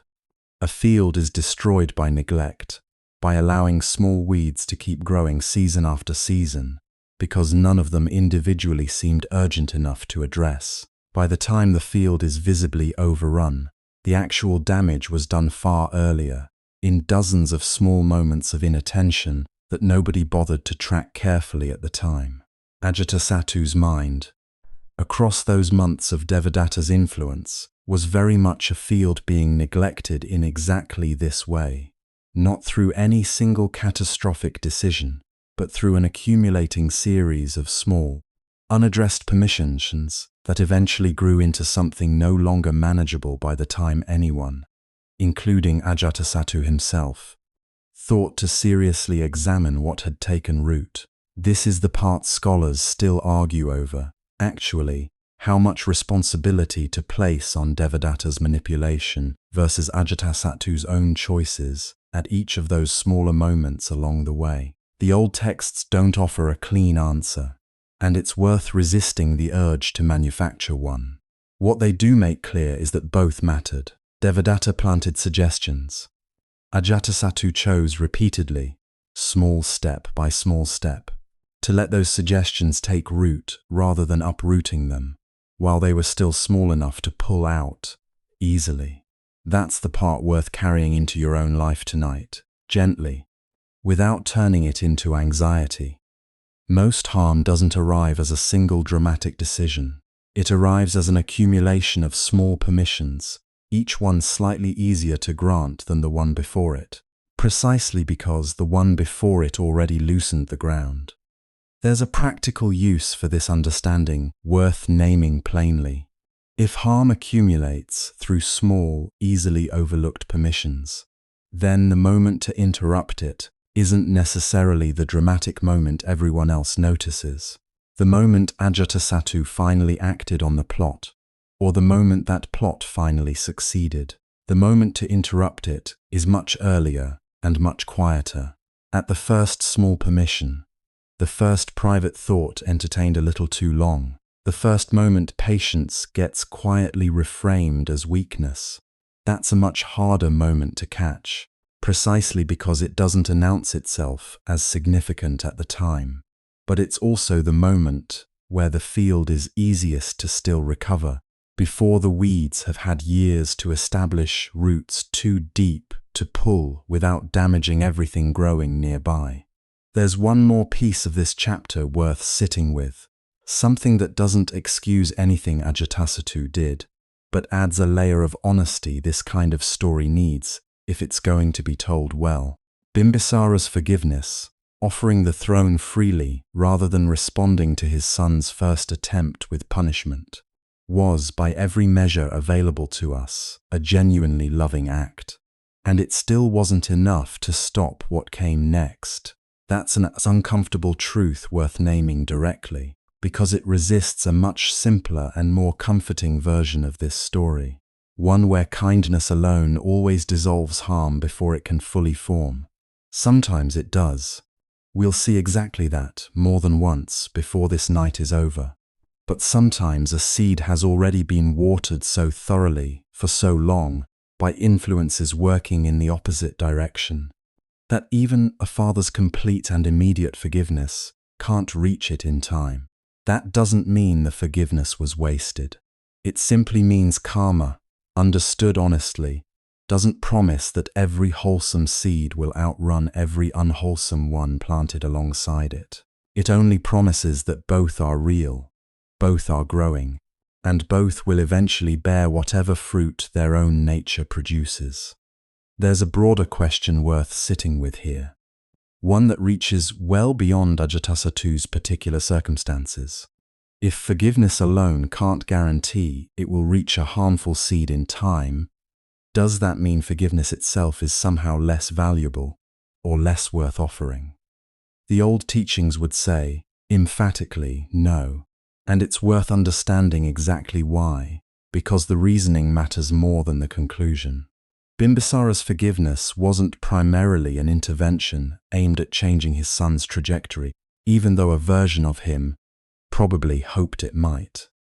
It was more fundamentally an expression of who Bimbisara himself had become across a lifetime of practice and reflection, a seed he was planting in his own mind and heart, regardless of whether it managed to reach and transform the mind and heart of the person receiving it.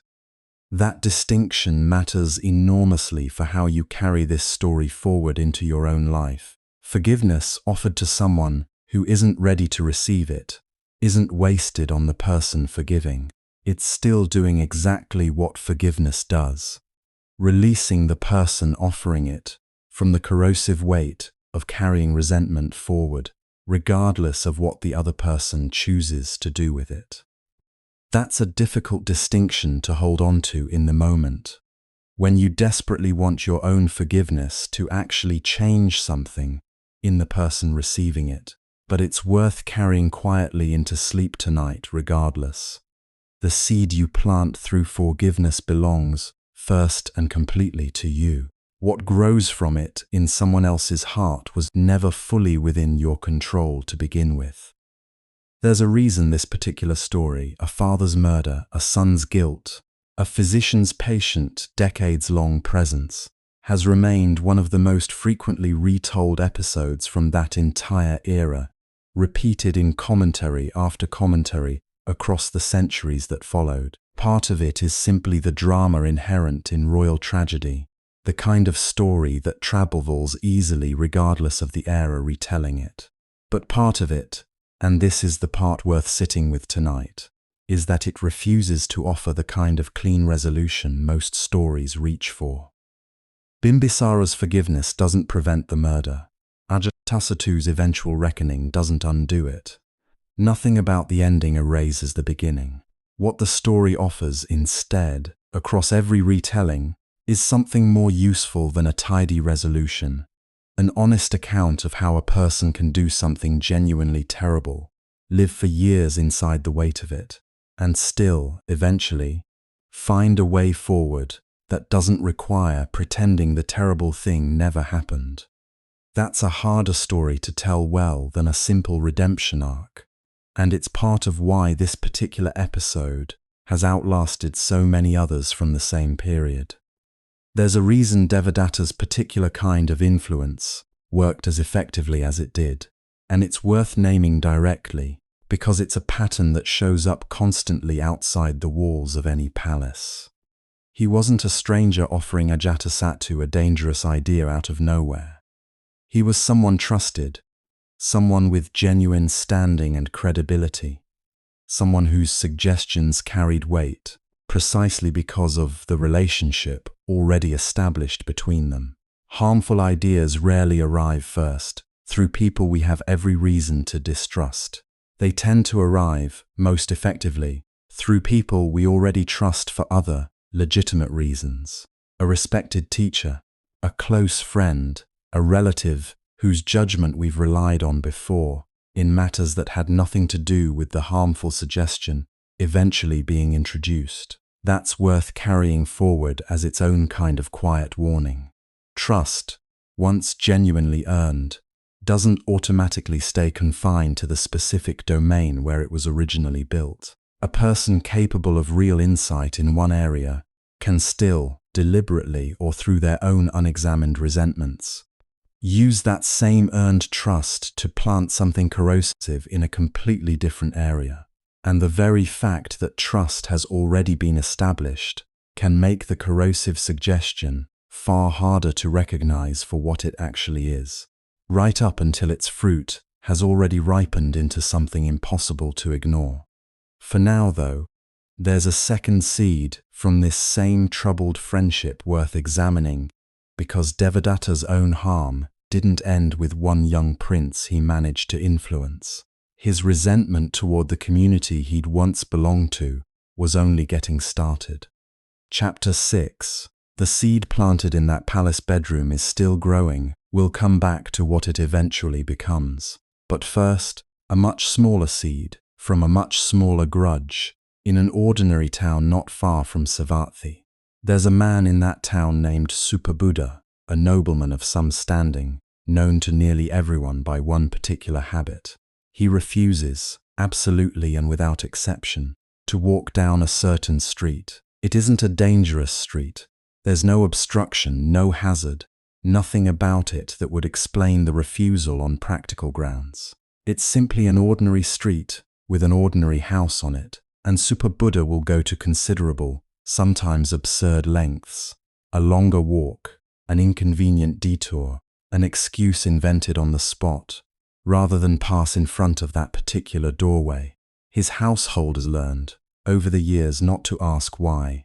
His servants simply know, the way households absorb a family's unspoken rules, that certain routes are never taken, certain names are never mentioned at dinner, and a particular kind of quiet falls over him whenever anyone accidentally brings up a subject adjacent to whatever it is he's avoiding.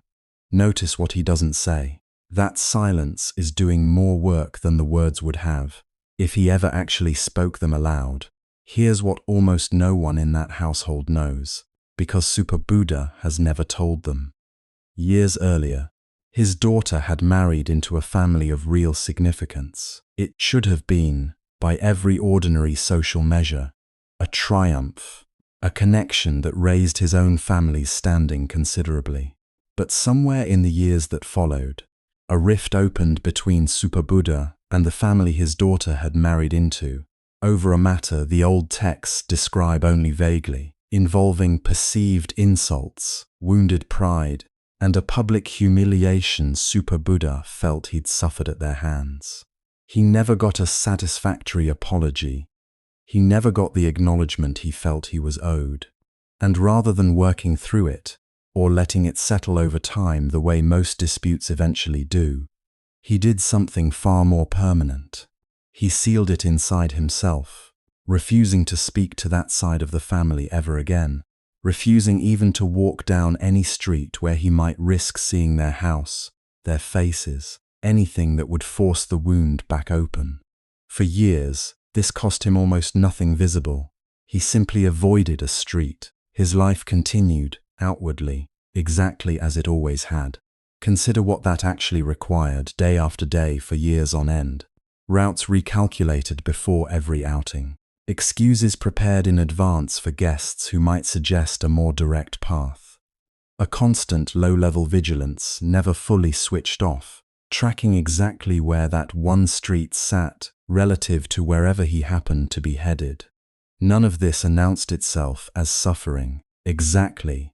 It had long since become simply how he moved through his own town, familiar enough that it no longer registered as effort in any conscious way.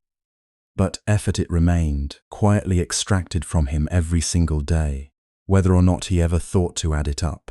Stay with this a little longer, because the actual cost of that grudge wasn't in the visible parts of his life. It was in something quieter, happening inside him the entire time, invisible even to people who saw him every single day. There's a word worth introducing here: khanti, patience, forbearance, not passive endurance exactly, but something closer to an active, deliberate capacity to hold difficulty without being deformed by it. Super Buddha's grudge represents, in a very precise sense, the absence of khanti, not a single failure of patience, but years of choosing, again and again, to feed a wound rather than let it close. Alongside it a second word, anicca, impermanence. Everything, including grievances, including the specific configuration of hurt feelings a person is nursing on any given day, is subject to change, whether or not the person holding onto it wants it to change. Super Buddha's refusal to walk down that street was, in a very real sense, an attempt to hold something still. His anger, his sense of having been wronged, frozen in exactly the state it had been in on the day of the original insult, against the basic nature of everything else in his life, which kept moving, kept changing, kept aging around that one fixed, unchanging point of refusal. There's an old verse worth bringing in here, one that describes something close to what was actually happening inside Super Buddha during all those years of avoided streets. It says, roughly, that a person doing harm may go on experiencing things as pleasant, right up until the harm they've done finally ripens, but once it ripens, they meet difficulty. And in something like a mirror image, a person doing good may experience hardship right up until the good finally ripens, and once it does, they meet ease. The uncomfortable middle of that teaching, the part easy to skip past, is the waiting. Super Buddha's grudge hadn't ripened into visible difficulty yet. All those years he spent quietly rerouting his walks through town. From the outside, his life looked entirely unaffected. But something was accumulating the entire time regardless. Not punishment arriving from outside him, but a kind of internal narrowing, a life slowly organized more and more completely around the avoidance of one small unresolved wound. That narrowing is its own kind of harvest, even before anything more visible follows it. A life spent protecting an old injury, rather than letting it heal, is smaller than the life that person could otherwise have lived. Smaller by exactly the size of everything they routed around. Every conversation avoided, every street uncrossed, every relationship left permanently severed rather than repaired. This is the quiet hinge this chapter turns on, and it's worth stating plainly. Super Buddha never physically harmed anyone. He committed no crime, orchestrated no violence, planted nothing as dramatic or as visibly destructive as what we watched unfold in the previous chapter. And yet a seed was still planted here. A seed of resentment, tended daily, for years, through nothing more dramatic than a habit of walking a longer route home. There's a version of this story worth imagining from the other side, even though the old texts focus almost entirely on Super Buddha's own experience of it. Picture the family on the receiving end of that permanent silence, a daughter caught between her husband's household and her father's stubborn refusal to ever speak to them again. Occasions that should have included grandparents quietly missing them instead. Years of small family moments happening with one obvious, unaddressed absence at the center of them. Grudges like this rarely stay contained to the person holding them. They radiate outward, reshaping the lives of everyone standing near enough to be caught in their orbit. Children who grow up without a grandparent's presence, spouses who learn to simply stop mentioning certain names at dinner, entire extended families quietly reorganizing themselves around one person's unwillingness to let something go. That's worth sitting with honestly, because it complicates any simple reading of this as a story only about Super Buddha's private internal cost. The seed he planted didn't just narrow his own life. It narrowed the lives of people who'd done nothing themselves to deserve that narrowing. His own daughter, most of all, caught permanently between two households that could never fully reconcile because one of them had decided, years earlier, never to try. There's a scene worth imagining here, even though the old texts don't preserve it in this much detail. What an ordinary family gathering must have looked like in that household, year after year, with one particular chair conspicuously never filled, one particular set of names never spoken. Children in that extended family likely grew up understanding, without ever being told directly, that certain questions simply weren't asked, the same way Super Buddha's own household had learned which streets weren't walked. Grudges like this have a way of teaching silence to everyone downstream of them, whether or not those downstream ever agreed to the original dispute in the first place, or even fully understood what it had originally been about. That's part of what makes a seed like this one so different from a single sharp conflict that flares up and resolves within a season. A resolved conflict, however painful in the moment, tends to stay contained to the people directly involved. An unresolved one, nursed silently for years, has a way of spreading outward through an entire family system, reshaping how an increasing number of people relate to each other, long after most of them have lost any clear memory of what actually started it. There's a detail from later in Super Buddha's life, worth including here too, one that adds real weight to everything that came before it. His resentment over time expanded beyond just that one street and that one family. He came to harbor a particular hostility toward the Buddha himself, for reasons the old texts connect to that same wounded pride, a perceived slight, once again unaddressed, once again left to fester rather than resolve.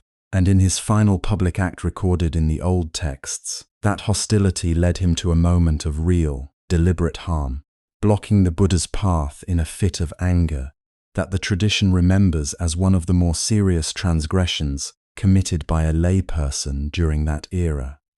Notice the trajectory here, because it matters more than the specific target of his final act of hostility. What began as a private wound involving one family, contained for years to a single avoided street, eventually widened to include an entirely unrelated target who had nothing to do with the original dispute at all. That's a pattern worth naming clearly for anyone tempted to think a private grudge, however painful, is at least a contained kind of harm, damaging only the person carrying it, and perhaps the family it originated with. Left to grow unaddressed for long enough, resentment rarely stays confined to its original boundaries. It tends to widen its aperture over time, finding new targets, absorbing new grievances, until the person carrying it has become someone whose hostility extends well past anything the original wound could reasonably justify. The consequence described in the old accounts is severe, framed in those texts as a direct and rapid ripening of that particular unwholesome seed.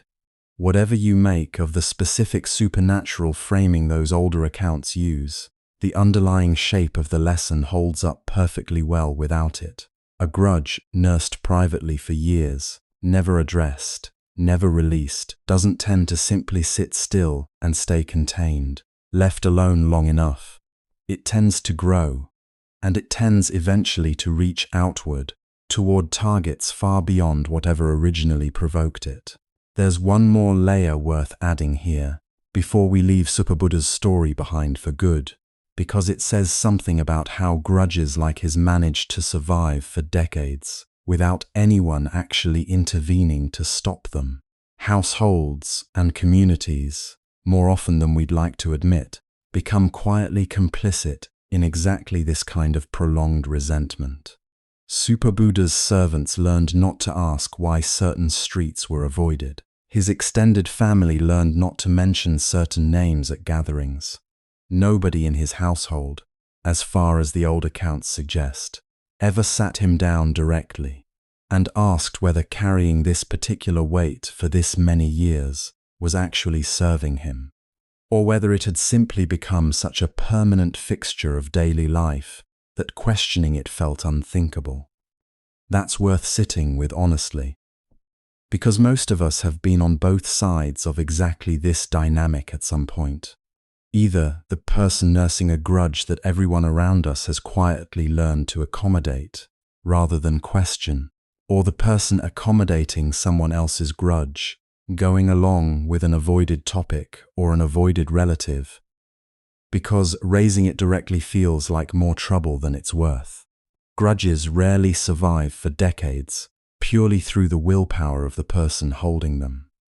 They usually survive because an entire surrounding system, often made up of people who love that person and want to avoid conflict, learns to simply route around the wound rather than ever asking whether it might finally be ready to heal. If there's a street in your own life you've been quietly rerouting around for longer than you'd like to admit, you don't need to do anything about it tonight. Just notice it. That's usually where the actual change eventually begins. We'll see later tonight exactly where that particular street leads, and exactly whose doorway it actually is. For now, hold on to the shape of what's happening here, because it's a shape worth recognizing in far more ordinary contexts than palace intrigue or royal betrayal. The small private grudge nursed quietly, that never announces itself as anything more serious than an inconvenient detour. There's a final observation worth adding here, one that reaches beyond Super Buddha's particular case into something worth carrying quietly into your own life. Every one of us, at some point, encounters a moment where we could choose to address a wound directly, however uncomfortable that conversation might be, or quietly build an entire life around avoiding it instead. The second option almost always feels easier in the moment it's chosen. It rarely feels easier by the time years have accumulated on top of it, one avoided street at a time, one unmentioned name at a time, until the avoidance itself has become a larger and more permanent feature of a person's life than the original wound ever was. If this story is helping you settle into sleep, a quiet like button before you drift off helps more than you'd probably guess. Chapter 7. Back to the palace now, years after the night we left it, because grief, unlike some other seeds we've examined tonight, doesn't always take the same amount of time to ripen. King Pasenadi of Kosala was, by most measures, a good ruler and a genuinely thoughtful man, someone who took real interest in the teachings that had also drawn in Anathapindika and Vipaka. Someone who visited the Buddha regularly, not out of political obligation, but out of real personal curiosity. And yet he struggled across many years with a very ordinary human difficulty, a temper that could flare without much warning, particularly under stress, particularly when he felt his authority questioned. His wife, Queen Malika, had come to that marriage from surprisingly humble beginnings, for someone who would eventually hold such significant influence over a king. Some accounts describe her as the daughter of a garland maker, a woman whose early kindness toward a stranger, offering food during a difficult moment, long before either of them knew who the other would become, is said to have led, indirectly and through a long chain of circumstance, to her eventual marriage into the royal household. Whether every detail of that origin story is precisely accurate, the broader shape carries real weight for understanding who she became once she reached the palace, someone who had not been raised inside privilege, who understood scarcity and ordinary struggle in a way many born directly into royal households never have reason to, and who brought that grounded, unpretentious clarity with her into a position that could easily have flattered her into losing it entirely. His wife, Queen Malika, had a gift that seemed almost effortless, though anyone who's tried to do what she did knows exactly how much discipline it actually requires. When Pasenadi's temper rose, she rarely argued with him directly, rarely tried to overpower his anger with a stronger emotional response of her own. Instead, she asked questions, simple, honest, unhurried questions, offered without any visible agenda, that had a way of leading him, gently, back to his own better judgment, without ever making him feel cornered into arriving there. There's a well-known exchange between them worth including here, because it says something important about how patience and honesty can work together in a way anger never manages to. Pasenadi once asked her, half in jest and half genuinely curious, whether there was anyone in the world she loved more than herself. He seemed to expect, perhaps even hoped for, an answer naming him. Instead, she considered the question honestly and told him no, that searching her own heart, she couldn't find anyone she loved more than she loved herself. It's an answer that could easily have wounded him, delivered by someone less skillful.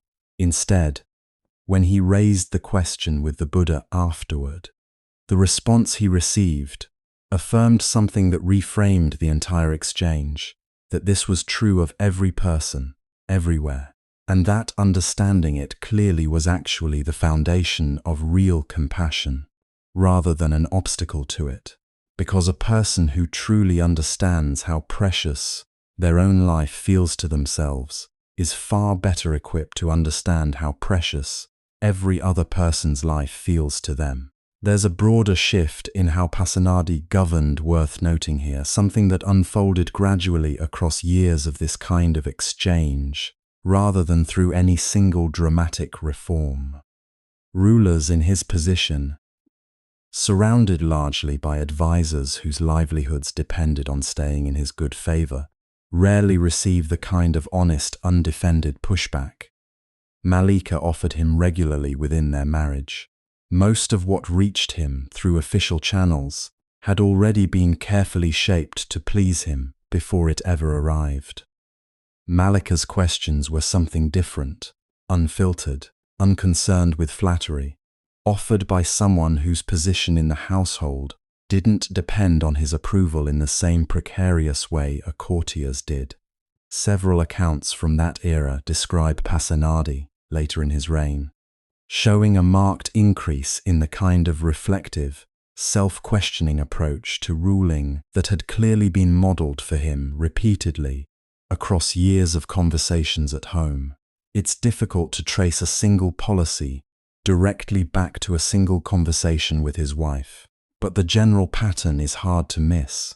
A king known in his younger years for a temper that could flare unpredictably gradually became known, later in his reign, for a greater willingness to pause, to ask questions before acting, to consider a matter from more than one angle before settling on a judgment. That shift didn't happen in a courtroom or a council chamber.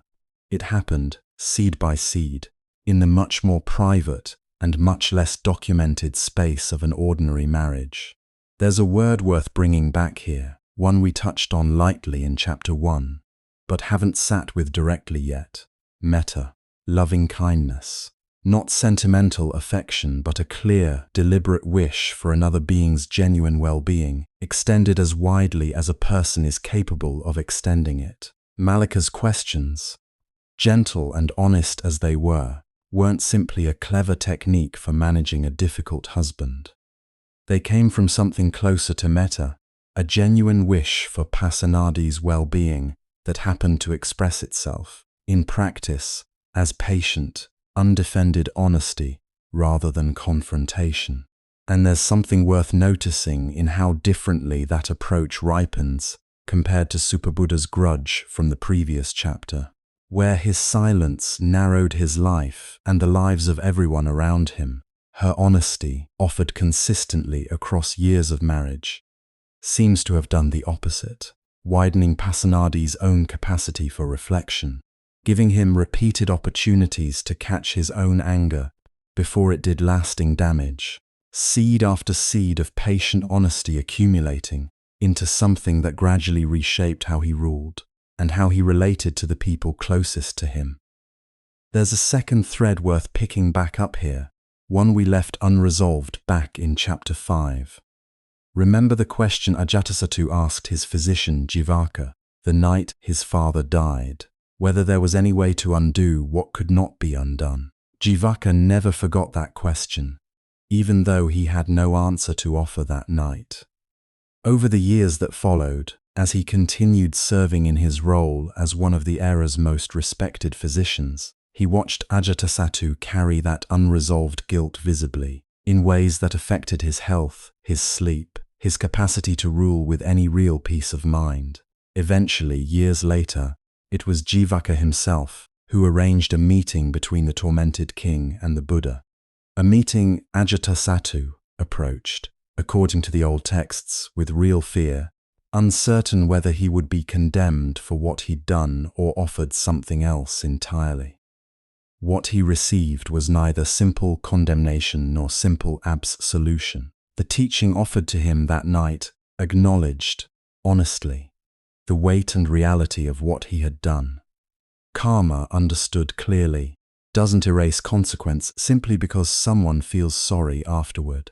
But it also opened something Ajatasattu hadn't expected, a path forward that didn't require him to remain permanently defined by the worst single night of his life. The old texts describe him leaving that meeting changed, not free of consequence, but no longer trapped entirely inside the guilt that had been quietly poisoning every year since his father's death.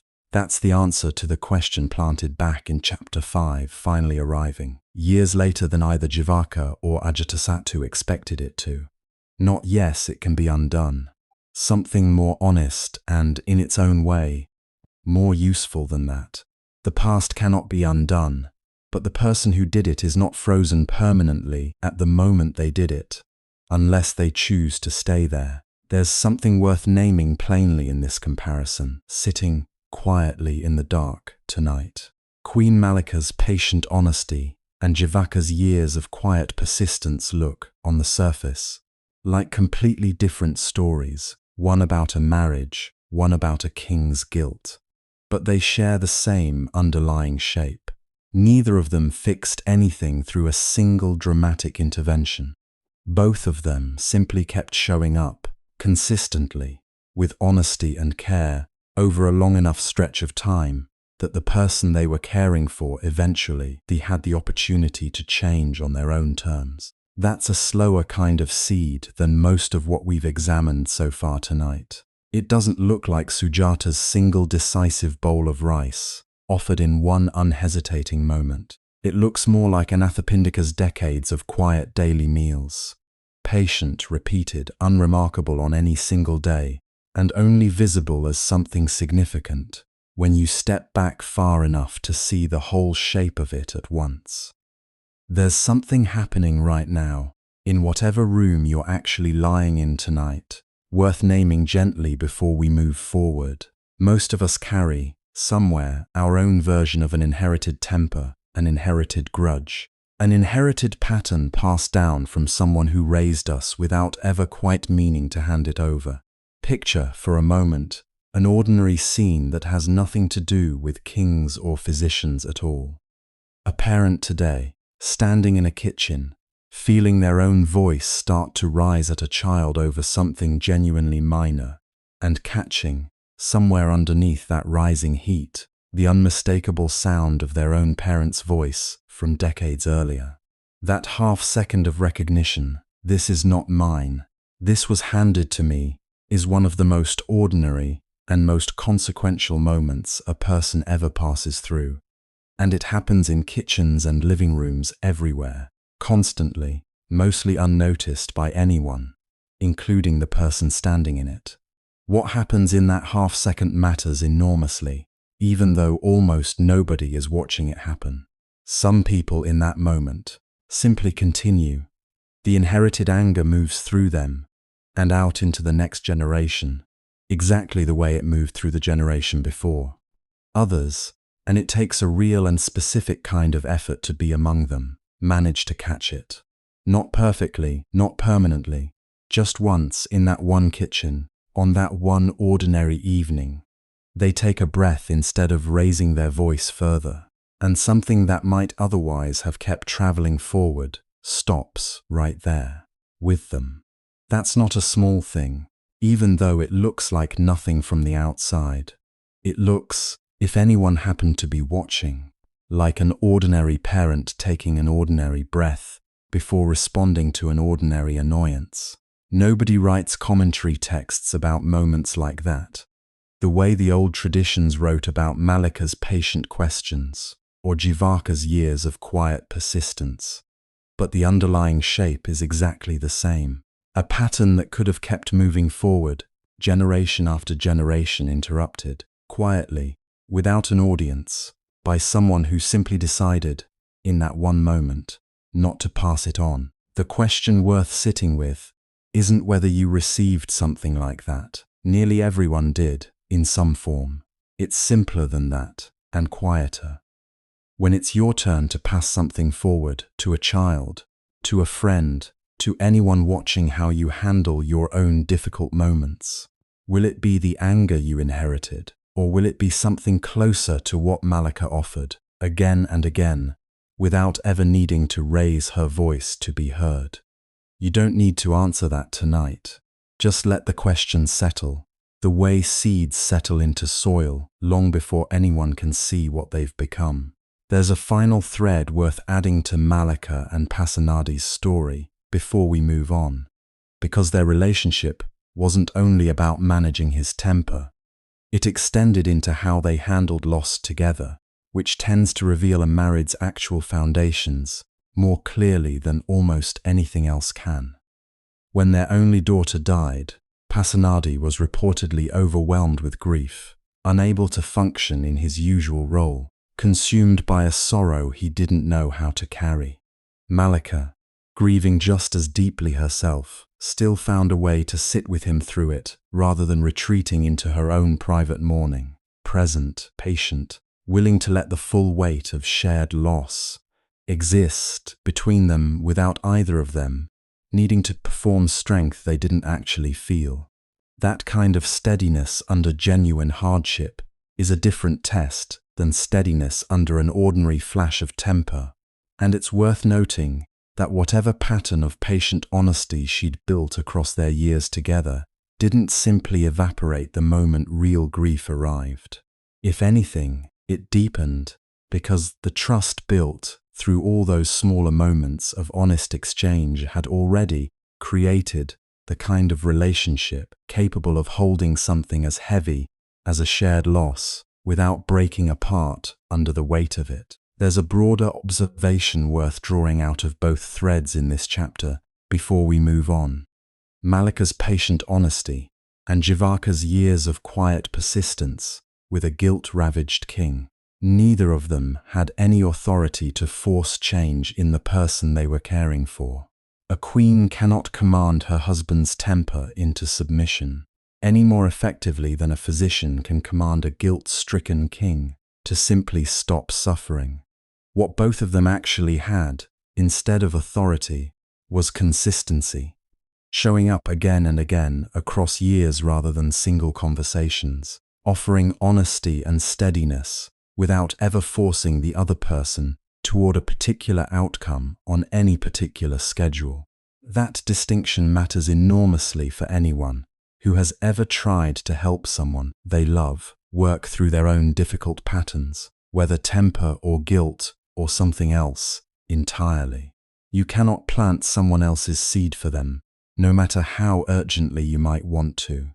What you can do, the way Malika and Jivaka both did, is keep tending the soil around them patiently enough, honestly enough, and for long enough that when they're finally ready to plant something different themselves, the ground is already prepared to receive it. There's a particular kind of frustration worth naming here too, one that anyone who has tried this kind of patient tending will likely recognize. It rarely feels, in the moment, like it's working. Malika, across the years she spent asking careful, undefended questions rather than confronting Pasanadi's temper head-on, had no way of measuring whether any individual conversation had actually changed anything. Vipaka, across the years between that first unanswered question and the meeting he eventually arranged, had no guarantee his patience would ever amount to anything more than simply enduring a troubled king's private torment alongside him. Both of them, in other words, were tending a field without any clear evidence, in the moment, that anything was actually growing beneath the surface. That's usually what patient tending actually feels like, moment to moment, regardless of how the story eventually turns out. The results, when they finally arrive, tend to arrive all at once, looking almost sudden, even though what actually produced them was never sudden at all. Not far from the quiet river that runs past Savatthi, an old ferryman named Kasaka was about to plant a seed of his own, one so small that even he, doing it, had no idea anyone would ever remember it at all. Chapter 8. Not every doorway a person avoids belongs to a stranger. Keep that in mind as we move through this next pair of stories, because they're going to come together in a way that circles all the way back to something we planted 2 chapters ago. Let's start with the ferryman. Kasaka spent most of his life doing the same quiet work, poling a small wooden boat back and forth across a river just outside Savatthi, carrying travelers who didn't want to wade or swim across, charging a small, standard fee that had stayed roughly the same for as long as anyone could remember. It wasn't glamorous work, it wasn't especially profitable. But it was steady, and he was good at it, and generations of villagers on both banks knew him well enough to nod a greeting, without needing to exchange more than a few words.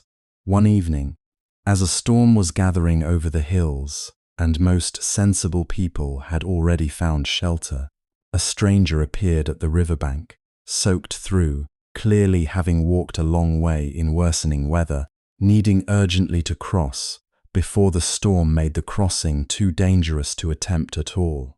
Kasaka took him across without hesitation, working harder against a current rougher by the coming rain than he usually had to. When they reached the far bank, the stranger reached for coins to pay the standard fare. Kasaka refused them. Here's the part worth slowing down for, because it's easy to read past a moment like this without noticing what's actually happening inside it. Kasaka wasn't a wealthy man. The fare from that crossing wasn't a trivial amount to him. It represented real, meaningful income in an ordinary working life that didn't have much room for charity. And the stranger was, as far as Kasaka could tell, simply an ordinary traveler, not someone whose gratitude or influence would ever likely benefit him in any practical way. He refused the payment anyway, saying something simple, that a person shouldn't charge a fellow traveler for help given during a storm, that the crossing had been hard enough without adding the weight of a debt on top of it.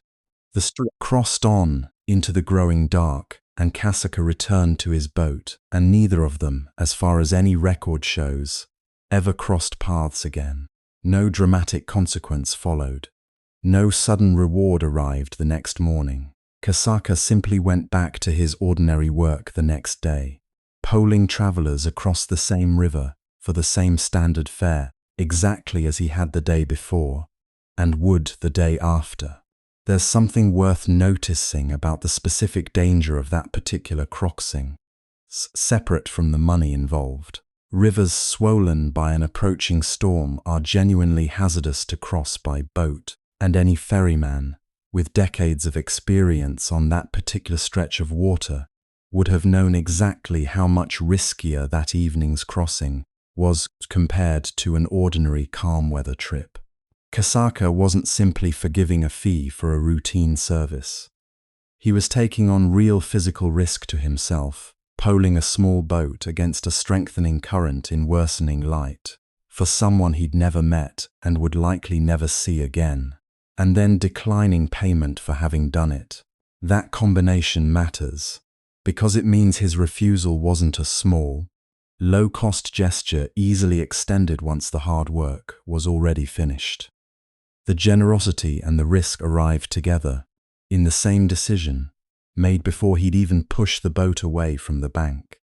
He didn't decide to waive the fee afterward, once the danger had passed and the good deed had already been accomplished at minimal cost to himself. He committed to both the danger and the generosity in the same breath, for either had actually happened yet. There's a moment worth imagining here. The brief pause on the riverbank before he actually agreed to make the crossing, because it's the moment where the actual choice lived. He could have looked at the darkening sky, the rising wind, the visibly worsening conditions, and reasonably declined. Plenty of ferrymen, on plenty of other evenings, would have made exactly that choice, and nobody watching would have judged it unreasonable. Instead, he looked at a soaked, desperate stranger, made a quick assessment of what the crossing would actually require of him, and simply began preparing the boat. There's no record of him weighing the decision aloud, deliberating with anyone else nearby, seeking reassurance before committing. It reads, in every account, like something closer to reflex than deliberation, the kind of response available only to someone whose habits had already, over years of ordinary work, shaped him into the sort of person who simply does the harder, kinder thing without needing to talk himself into it first. There's a word worth bringing in here, mudita, sympathetic joy. Usually described as happiness at someone else's good fortune, but it carries, underneath that definition, something a little broader, a kind of generosity of spirit that doesn't need a personal stake in another person's well-being before it's willing to act on their behalf. Kasaka's refusal of that fare wasn't generosity calculated toward any particular outcome. It was simply an expression of who he already was, extended toward a stranger he'd likely never see again, purely because the moment called for it, and he happened to be the kind of person capable of answering that call without deliberation. Now, the weaver. In a different part of that same region, a woman named Panna worked at her loom most days, producing cloth that supported her household reasonably well, respected by most of her neighbors for the quality and consistency of her work. But she had, in recent months, become the target of a rival weaver's public jealousy, a woman who felt threatened by Panna's growing reputation and had taken to making pointed, humiliating comments about her in front of other townspeople. Comments designed specifically to embarrass her and undermine the trust her customers placed in her. The marketplace where both women sold their cloth was small enough that everyone knew everyone, which made the ongoing campaign considerably harder to simply ignore or avoid. Panna couldn't retreat from public view without also retreating from the customers her livelihood depended on. Every market day meant walking directly past the source of her humiliation, setting up her own stall within easy earshot of comments clearly intended for her to hear, watching customers occasionally glance between the two stalls with the particular curiosity people reserve for a public feud they're not directly involved in, but are nonetheless eager to witness unfold. Panna had every opportunity and every reasonable justification to respond in kind. She could have answered insult with insult, escalation with escalation, the way most public disputes of that kind naturally tend to unfold once they've started. Instead, she chose something much harder to sustain, silence, not cold. Punishing silence meant to make the other woman feel guilty. Something closer to genuine restraint, declining to add fuel to a fire that clearly wanted feeding, continuing her work with the same quality and consistency, regardless of what was being said about her in the marketplace. That silence is doing more work than the words would have if she'd let herself say them, and it cost her something real to maintain it. Every account of Panna's life during this period describes real, private frustration, Nights where she rehearsed exactly what she wished she'd said, exactly how satisfying it would have felt to answer cruelty with cruelty of her own. She simply chose, each day, not to. Here's where these two threads actually meet, and it's the reveal this chapter has been quietly building toward since chapter 6. Panna's household sits on a particular street in town, the same street, as it happens, that a nobleman named Buddha has spent years going considerably out of his way to avoid. The doorway he refuses to look at, the one his entire household has learned never to mention, belongs to Panna's family. The old rift between Buddha and his daughter's husband's family, the wounded pride, the humiliation he never received an apology for, traces back to this same household, this same street, this same avoided doorway we first encountered 2 chapters ago. That's the loop closing. Buddha's years of narrowed, rerouted life, Panna's quiet, costly restraint under public insult from an entirely different rival.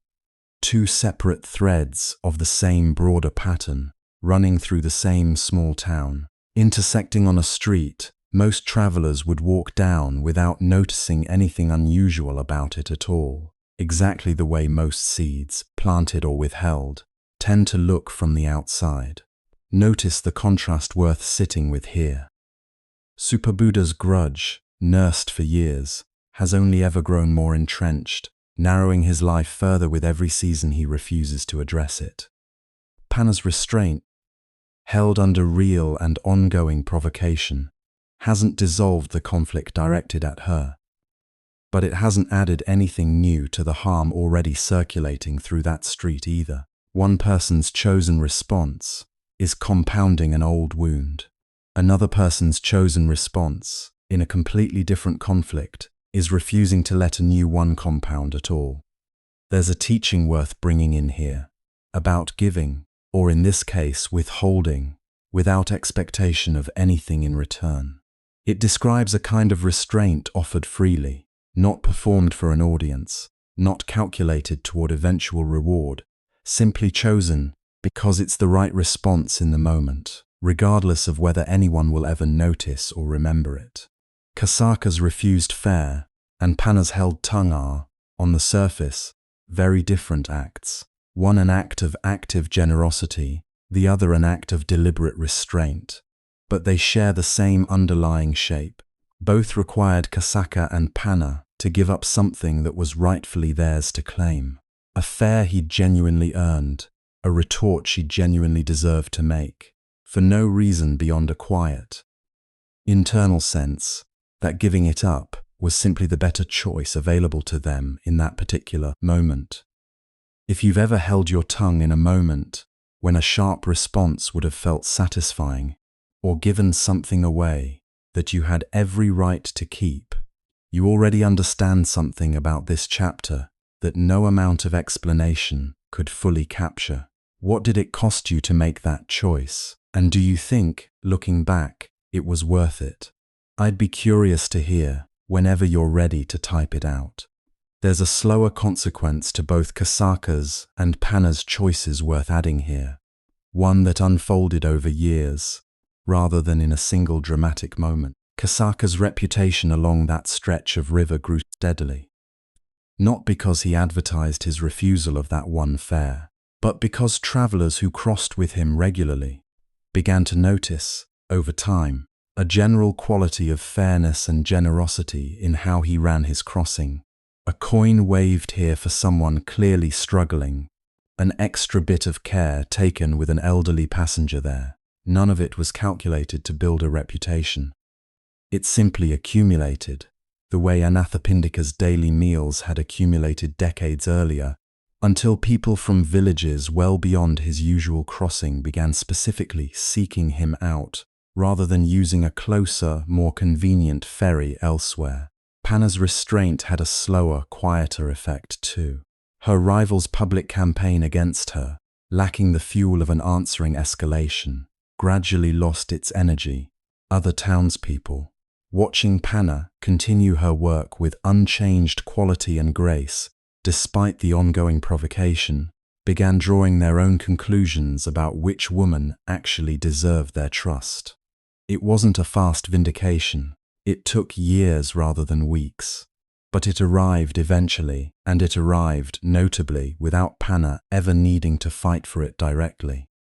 There's one more angle worth adding to this chapter, because it addresses a question that's probably occurred to you if you've been listening carefully across these last two chapters.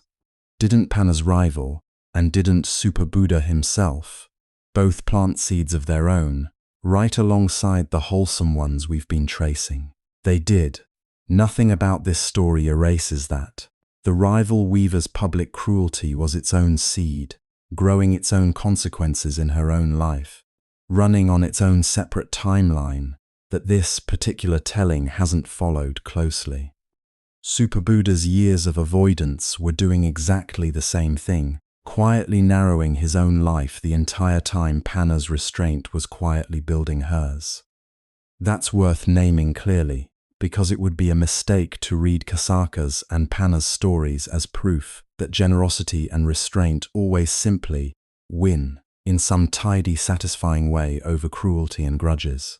They don't always look like winning, and the timeline is rarely convenient or fast. What these two chapters actually show is something more modest and, in its own way, more durable.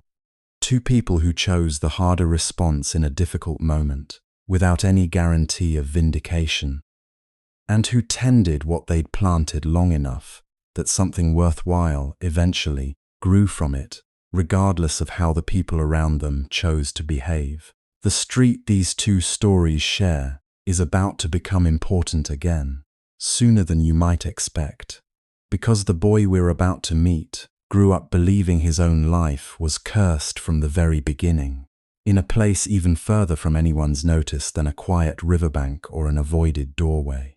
Chapter 9, Panna's silence, back in that last chapter, planted something worth remembering. But this next seed was planted somewhere much harder to look at directly, so let your breathing stay slow as we move into it. There's a young widow named Uttara, living in a household that had, for years, employed a servant woman as a cook, a woman named Panna, skilled and reliable, who managed the household's kitchen with real competence. When Uttara remarried after her first husband's death, tension developed between her and Panna almost immediately, rooted in jealousy over status within the household and a series of small slights that, left unaddressed, hardened into genuine hostility on both sides. The specific arrangement worth understanding here is what led to that evening in the first place. Uttara had undertaken a period of intensive religious practice, an extended observance requiring her full attention and effectively removing her from the household's daily operations for a set stretch of time. To manage this, she had arranged for another woman, hired specifically for the purpose, to run the household in her absence, an arrangement that placed Panna, the long-time cook, in a subordinate position to someone brought in from outside, a demotion that stung considerably given how many years Panna had already spent managing that same kitchen with real skill and without complaint. It came to a head one evening during that same period, when the tensions surrounding the arrangement finally boiled over. Panna, resentful of watching an outsider placed above her, and still nursing older grievances about her position within the household more generally, deliberately sabotaged food meant for a gathering Uttara had arranged, timing the disruption specifically to embarrass her in front of guests, whose opinion mattered enormously to her standing in the household and the community. It worked. Uttara was humiliated, publicly, in a way that would have justified real and lasting anger. Because here's what she chose to do instead of retaliating. Rather than punishing Panna or dismissing her from the household in disgrace, Uttara sat with her anger long enough to look past it, and when she did, she recognized something in Panna's resentment that mirrored feelings she herself had once carried, earlier in her own life, before circumstances had softened them. She approached Panna not with punishment, but with an offer, freedom from her servitude, and support in establishing her own independent life, extended not as a performance of generosity for onlookers, but as something closer to genuine recognition of a person trapped by circumstances, not entirely of her own making. Panna's own life changed considerably afterward, and the hostility between the two households, rather than hardening the way Suppabuddha's grudge had hardened over years, began instead to soften. Not instantly, not completely, but genuinely, over time, in a way that ultimately reshaped both households for the better, rather than leaving them permanently severed. There's a piece of Uttara's own earlier history worth adding here, because it explains where her capacity for that particular response actually came from, and it wasn't simply an abstract virtue she'd decided to practice. Years before her second marriage, in her own first years as a young wife, she had experienced something disturbingly similar to what she now saw in Panna, a period of real insecurity within her own household, jealousy directed at her from a relative by marriage, moments where she herself had felt the same corrosive resentment now driving Panna's sabotage. She remembered vividly what it had felt like from the inside, the particular loneliness of feeling permanently secondary in a household, the way resentment can build not from any single dramatic event, but from a slow accumulation of small perceived slights, real or imagined, that nobody around you takes seriously enough to address. That memory is what allowed her, standing in the wreckage of her own humiliated dinner party, to see Panna clearly, rather than simply as an enemy who deserved punishment. She recognized the shape of the resentment because she'd once carried a version of it herself, and she understood, in a way someone without that particular history might not have, that punishing Panna further would likely deepen exactly the wound driving her behavior rather than resolve it. It wasn't infinite patience, and it wasn't naivety about what Panna had done. It was recognition, the particular hard-won clarity that comes from having once stood somewhere similar yourself. There's something worth naming about how that earlier period in Uttara's own life eventually resolved, because it's part of what gave her the confidence to trust that Panna's situation could resolve too. Her own difficult early years as a young wife hadn't simply faded on their own. They'd shifted, gradually, once an older relative within the household finally took the time to notice what she was carrying, and addressed it directly, rather than leaving her to manage it alone. That intervention, offered to her at a moment when she badly needed it, and had little power to ask for it directly, became the template she was unconsciously drawing on years later, standing in front of Panna. She wasn't inventing a response from nothing. She was passing forward, to someone else, the exact same kind of attention that had once been extended to her. Notice the contrast worth carrying forward from this. Uttara had every justification for anger, arguably more justification than Suppabuddha ever had for his, and she chose at the moment of maximum provocation a completely different response than his. Not suppression, not silent avoidance, but active, deliberate release, offered directly to the person who had wronged her. There's a piece of this worth adding from Panna's side of the story too, because a full account of what happened shouldn't leave her simply as the villain of this particular chapter. Her resentment, as it turns out, hadn't come from nowhere. She'd served that household faithfully for years, watching status and privilege pass to others while her own position remained fixed, regardless of how well or how poorly she performed her duties. The particular, corrosive unfairness of watching effort go consistently unrewarded while circumstance alone determined who received recognition. That doesn't excuse the deliberate sabotage of Uttara's gathering. It does explain it, in the same way Suppabuddha's original grievance, however he ultimately mishandled it, had at least started from a real and understandable hurt. Uttara's offer of freedom and support wasn't simply generosity extended in a vacuum. It was, in its own way, an acknowledgement of exactly this underlying unfairness, a recognition that Punna's resentment, however destructively it had expressed itself, had grown from soil that genuinely needed tending, not just from a character flaw requiring punishment. That distinction between addressing the visible harm and addressing the actual root beneath it turns out to matter enormously for whether a resolution like this one actually holds over time, or simply papers over a wound that will eventually resurface in some other form.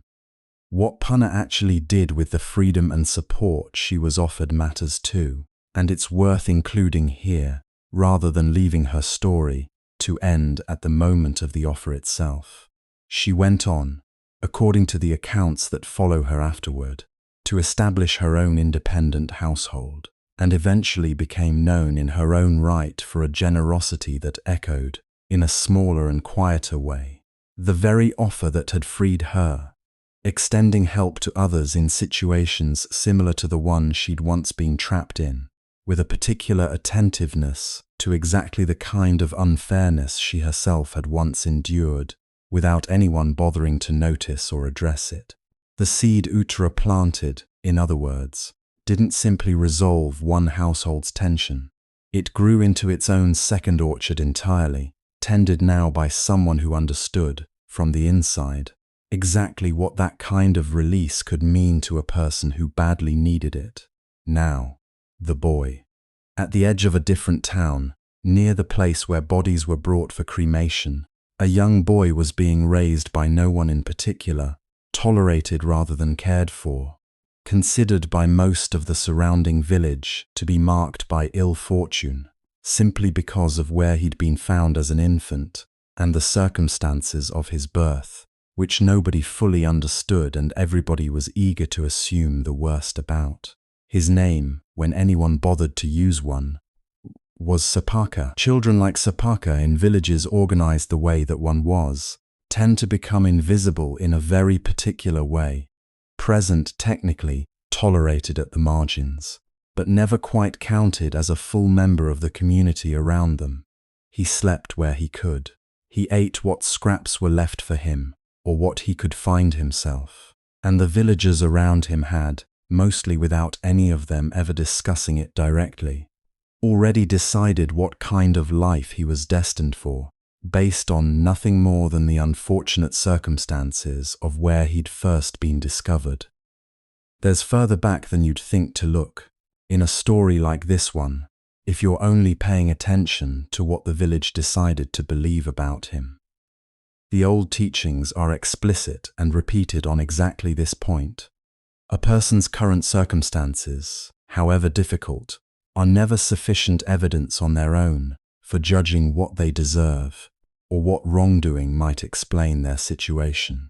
Circumstances are the visible surface of an enormously complicated, largely invisible process, unfolding across far more time than a single glance at someone's current station in life could ever reveal.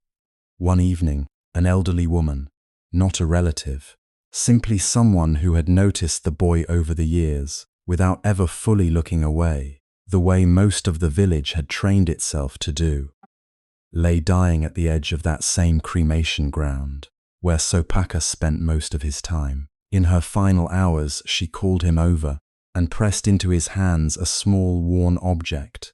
The old accounts don't specify exactly what, only that it was clearly meaningful to her, clearly connected to something in her own past she'd carried for a very long time.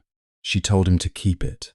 She told him it would mean something, eventually, though she didn't explain what or how or when. She died shortly afterward, and Vipaka was left holding an object he had no way of understanding, from a woman whose full story he'd never had the chance to hear. Remember that object. It's further from finished than it looks right now, and where it leads is going to surprise you. There's a thread connecting Uttara's forgiveness and Vipaka's inheritance that's worth naming directly, even though the two stories, on the surface, look like they have almost nothing to do with each other.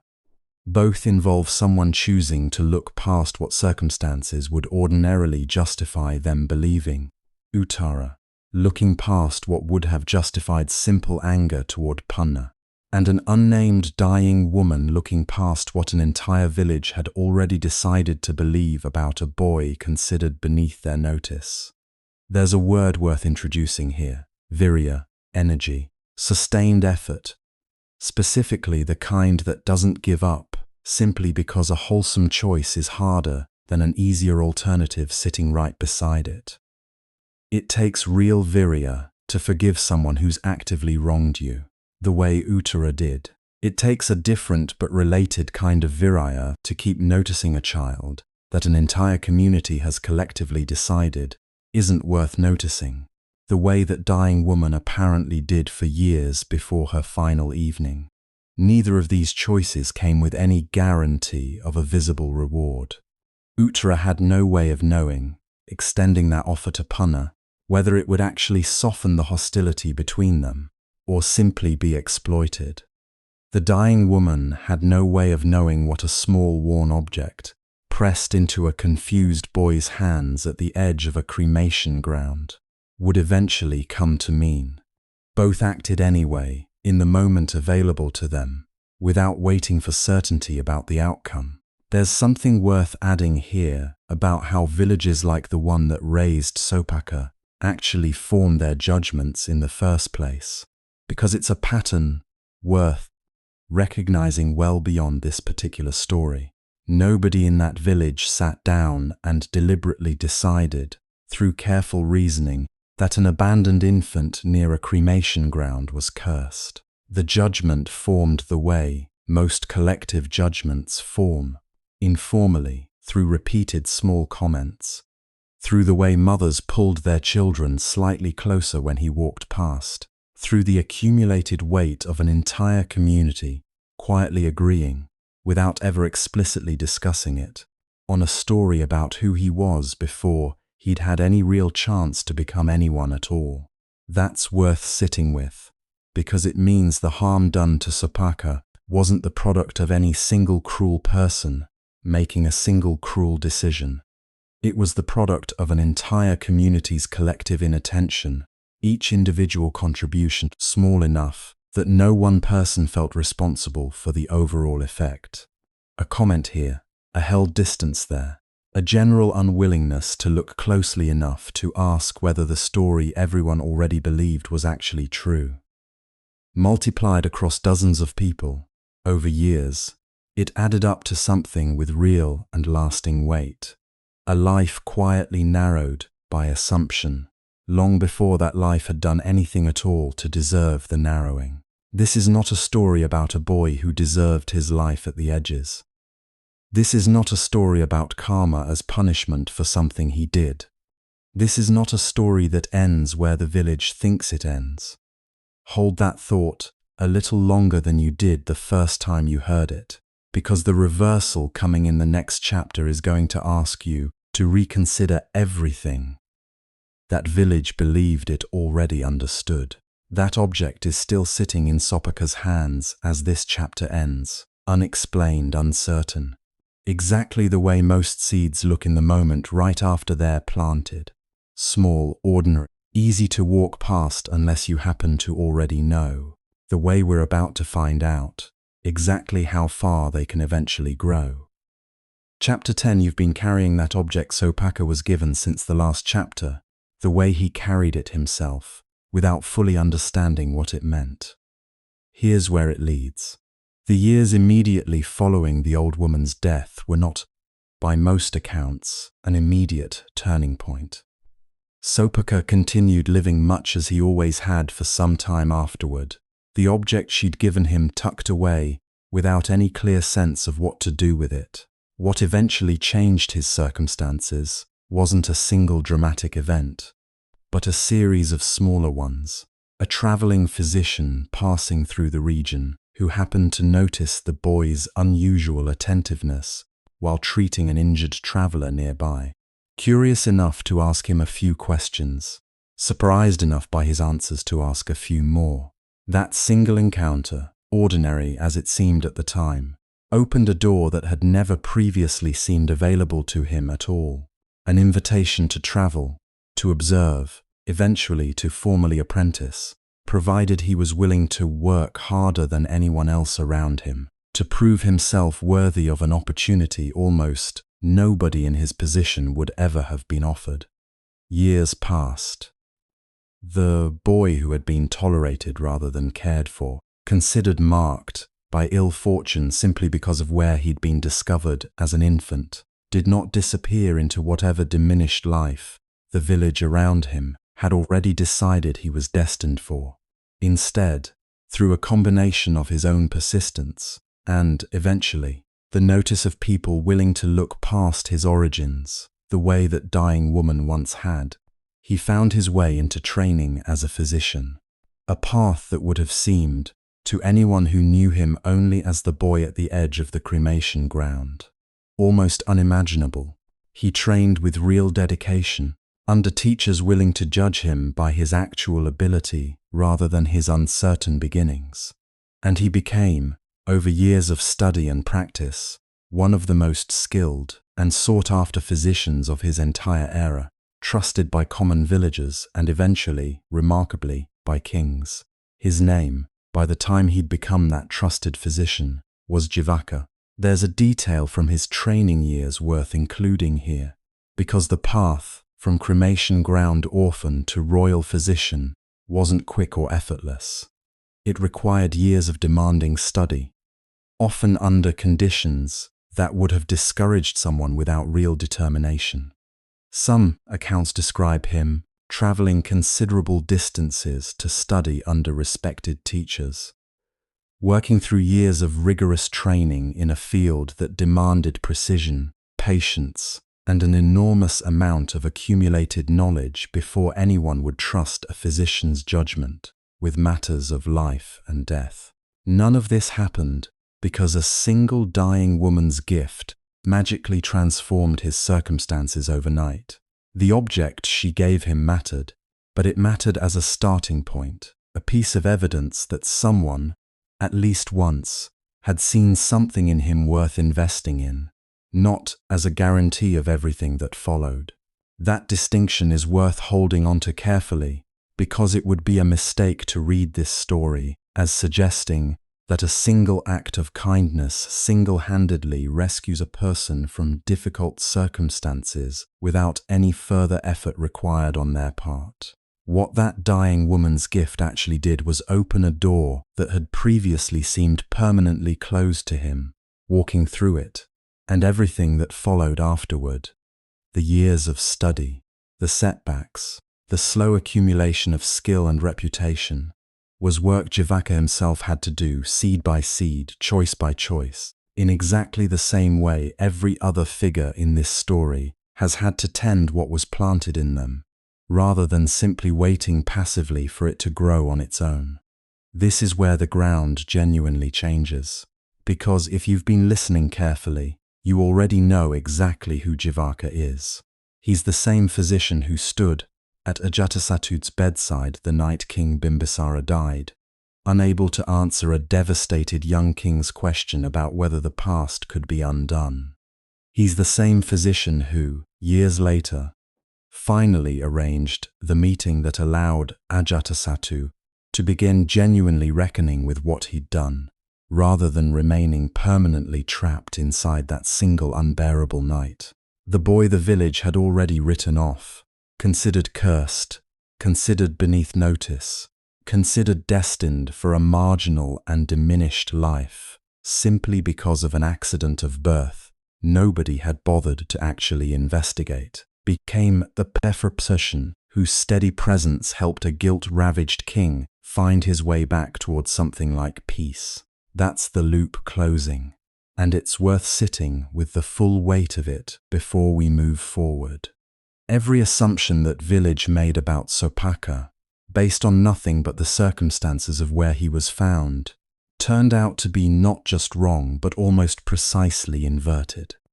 The person they'd decided was too marked by misfortune to matter became one of the most quietly consequential figures in this entire story.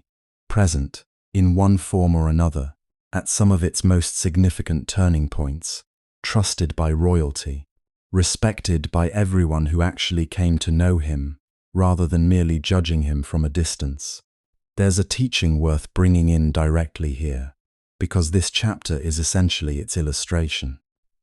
It warns quite specifically against exactly the mistake that village made, assuming that a person's current circumstances, especially difficult or lowly ones, are reliable evidence of past wrongdoing, or reliable prediction of what they're capable of becoming. The teaching insists on something more complicated and more honest, that the actual mechanics connecting past action to present circumstance are far too intricate for any outside observer to read clearly from the surface alone. A person born into hardship might be working through something from long before this life, as the old cosmology describes it, or they might simply be born into hardship, the way hardship sometimes simply happens, with an entire life of new choices and new seeds still completely ahead of them, regardless of how they began. Judging someone's worth or their future based on how their story currently looks partway through. That's precisely the mistake an entire village made about a boy who would go on to help calm a guilt-ravaged king. There's a pair of words worth introducing here together, because they work in tandem. Vipaka, equanimity, the capacity to remain steady and clear-sighted rather than reactive, particularly useful when facing circumstances, like an abandoned infant at a cremation ground, that provoke an entire community's snap judgment.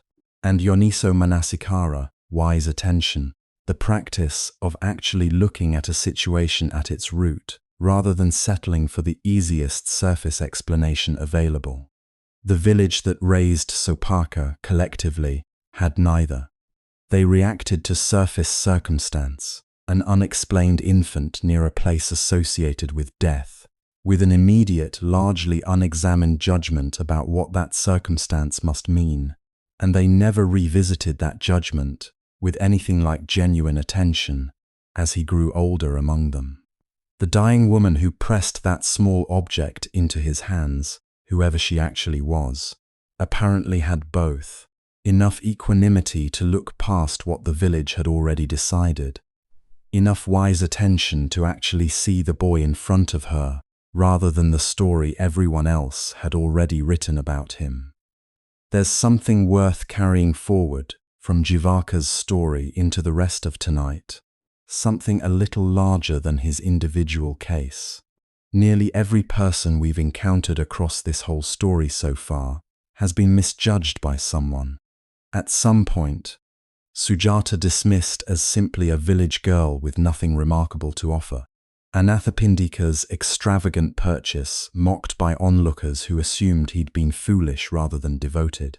Ajatasattu reduced, in some retellings, to nothing but the worst single night of an otherwise complicated life. Vipaka's story is simply the clearest version of a pattern running underneath nearly everything we've examined tonight. How consistently a single visible moment fails to capture the actual scope of a person's life, in either direction. There's a detail from Vipaka's medical career worth including here too, separate from Ajatasattu entirely, because it shows the same underlying quality of attention that dying woman once showed him being paid forward, again and again, to people who had no idea of his own origins. He became known, across his years of practice, for treating patients regardless of their ability to pay, for traveling considerable distances to attend to people other physicians of his standing would have considered beneath their attention, for a particular thoroughness in actually examining a patient, rather than issuing a quick diagnosis based on assumption. Accounts describe him taking on cases other physicians had already given up on, succeeding where they'd failed, not through any secret technique, but through a willingness to look more closely and more patiently than anyone else had bothered to. That quality, close, patient, non-judgmental attention, extended to people easy to dismiss, is exactly what had once been extended to him, at the edge of a cremation ground, by a dying woman with no obligation to notice him at all. He couldn't repay her directly, any more than Nandiya could repay Kasaka directly.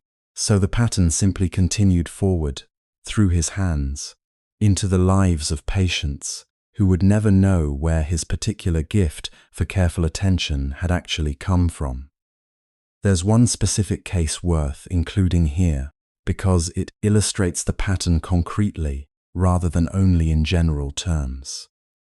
Accounts describe him treating a wealthy merchant suffering from a persistent ailment that several other physicians had already failed to resolve, each of them offering increasingly expensive and elaborate treatments without any real improvement. Vipaka, rather than immediately reaching for a more dramatic intervention, apparently spent considerably longer simply observing the patient's daily habits, asking questions the previous physicians hadn't thought to ask, noticing a small but significant detail in the man's routine that turned out to be the actual source of the problem. The fix, once identified, was almost embarrassingly simple compared to the elaborate treatments that had already failed. That pattern, patient observation succeeding where quick, confident diagnosis had repeatedly failed, recurs across multiple accounts of his practice, and it traces directly back to the one quality someone had once extended to him, at a moment when nobody else in his life had bothered to look closely enough to notice him at all. There's a story from centuries later worth setting alongside Vipaka's, because it shows this same pattern playing out on a scale so large it reshaped an entire empire. A young emperor named Ashoka, ruling over one of the largest territories in the ancient world, led a devastating military campaign against the kingdom of Kalinga. A campaign that succeeded, by the narrow military definition of success, expanding his territory considerably. And then, standing afterward amid the actual visible cost of that victory, the scale of death and displacement his own ambition had caused. Something in him broke open in a way not entirely unlike what happened to Ajatasattu after his own father's death, though on a far larger scale. He didn't simply feel remorse privately and move on to his next campaign. He had that remorse carved permanently into rock edicts distributed across his empire, public monuments, some of which still stand today, in which a ruling emperor openly documented his own regret and committed, in writing, to governing differently from that point forward, promoting welfare rather than conquest, protecting rather than exploiting the people and territories under his rule. We'll spend more time with Ashoka soon, because his story becomes central to where this whole night is heading. For now, notice simply this: an emperor capable of causing devastating harm on an almost unimaginable scale turned out to also be capable of genuine transformation on an equally significant scale. The same pattern we just watched play out, in miniature, in a boy nobody expected anything from, and in a king nobody expected to recover from what he'd done to his own father. There's a practical question worth sitting with before we leave Vipaka's story, because it's the kind of question that tends to surface naturally once you've absorbed a pattern like this one. If circumstances alone can't reliably tell you who deserves compassion and who doesn't, what actually can? The old teachings don't offer a simple checklist in place of the judgment they're asking you to set aside. What they offer instead is a redirection of attention, away from a person's visible circumstances, which tell you almost nothing reliable about their past or their potential, and toward their present intentions and present actions, which are the only part of another person's karma you're ever actually in a position to observe honestly. You couldn't have looked at the infant found near that cremation ground and predicted Vipaka. Nobody could have. What you could have done, the way that one dying woman apparently did, was simply pay attention to the child actually in front of you, moment by moment, rather than the story an entire village had already agreed to believe about him before he'd had any chance to prove or disprove it himself. That's a much harder practice than it sounds like, precisely because it asks you to set aside exactly the kind of quick, efficient judgment most of us rely on constantly to navigate an unfamiliar world. But it's the practice this entire story keeps returning to, chapter after chapter, in one form after another. If a story like Vipaka's has settled anything in you tonight, let it be this small, quiet reminder before we move into the next chapter. Nobody's current chapter is necessarily their last one. Chapter 11. Let's go back to Ashoka now, and this time, let's actually stand on that battlefield with him, rather than simply hearing about it from a distance.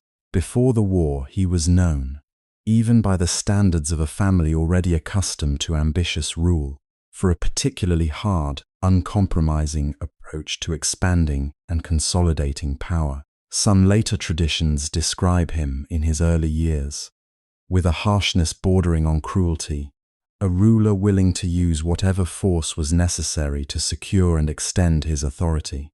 Whether every detail of those darker early portraits is historically precise or partly shaped by later storytellers, eager to sharpen the contrast with what came after, the broader shape holds up clearly across every version of his story. This was not at the outset a gentle man. His path to the throne itself had not been gentle either.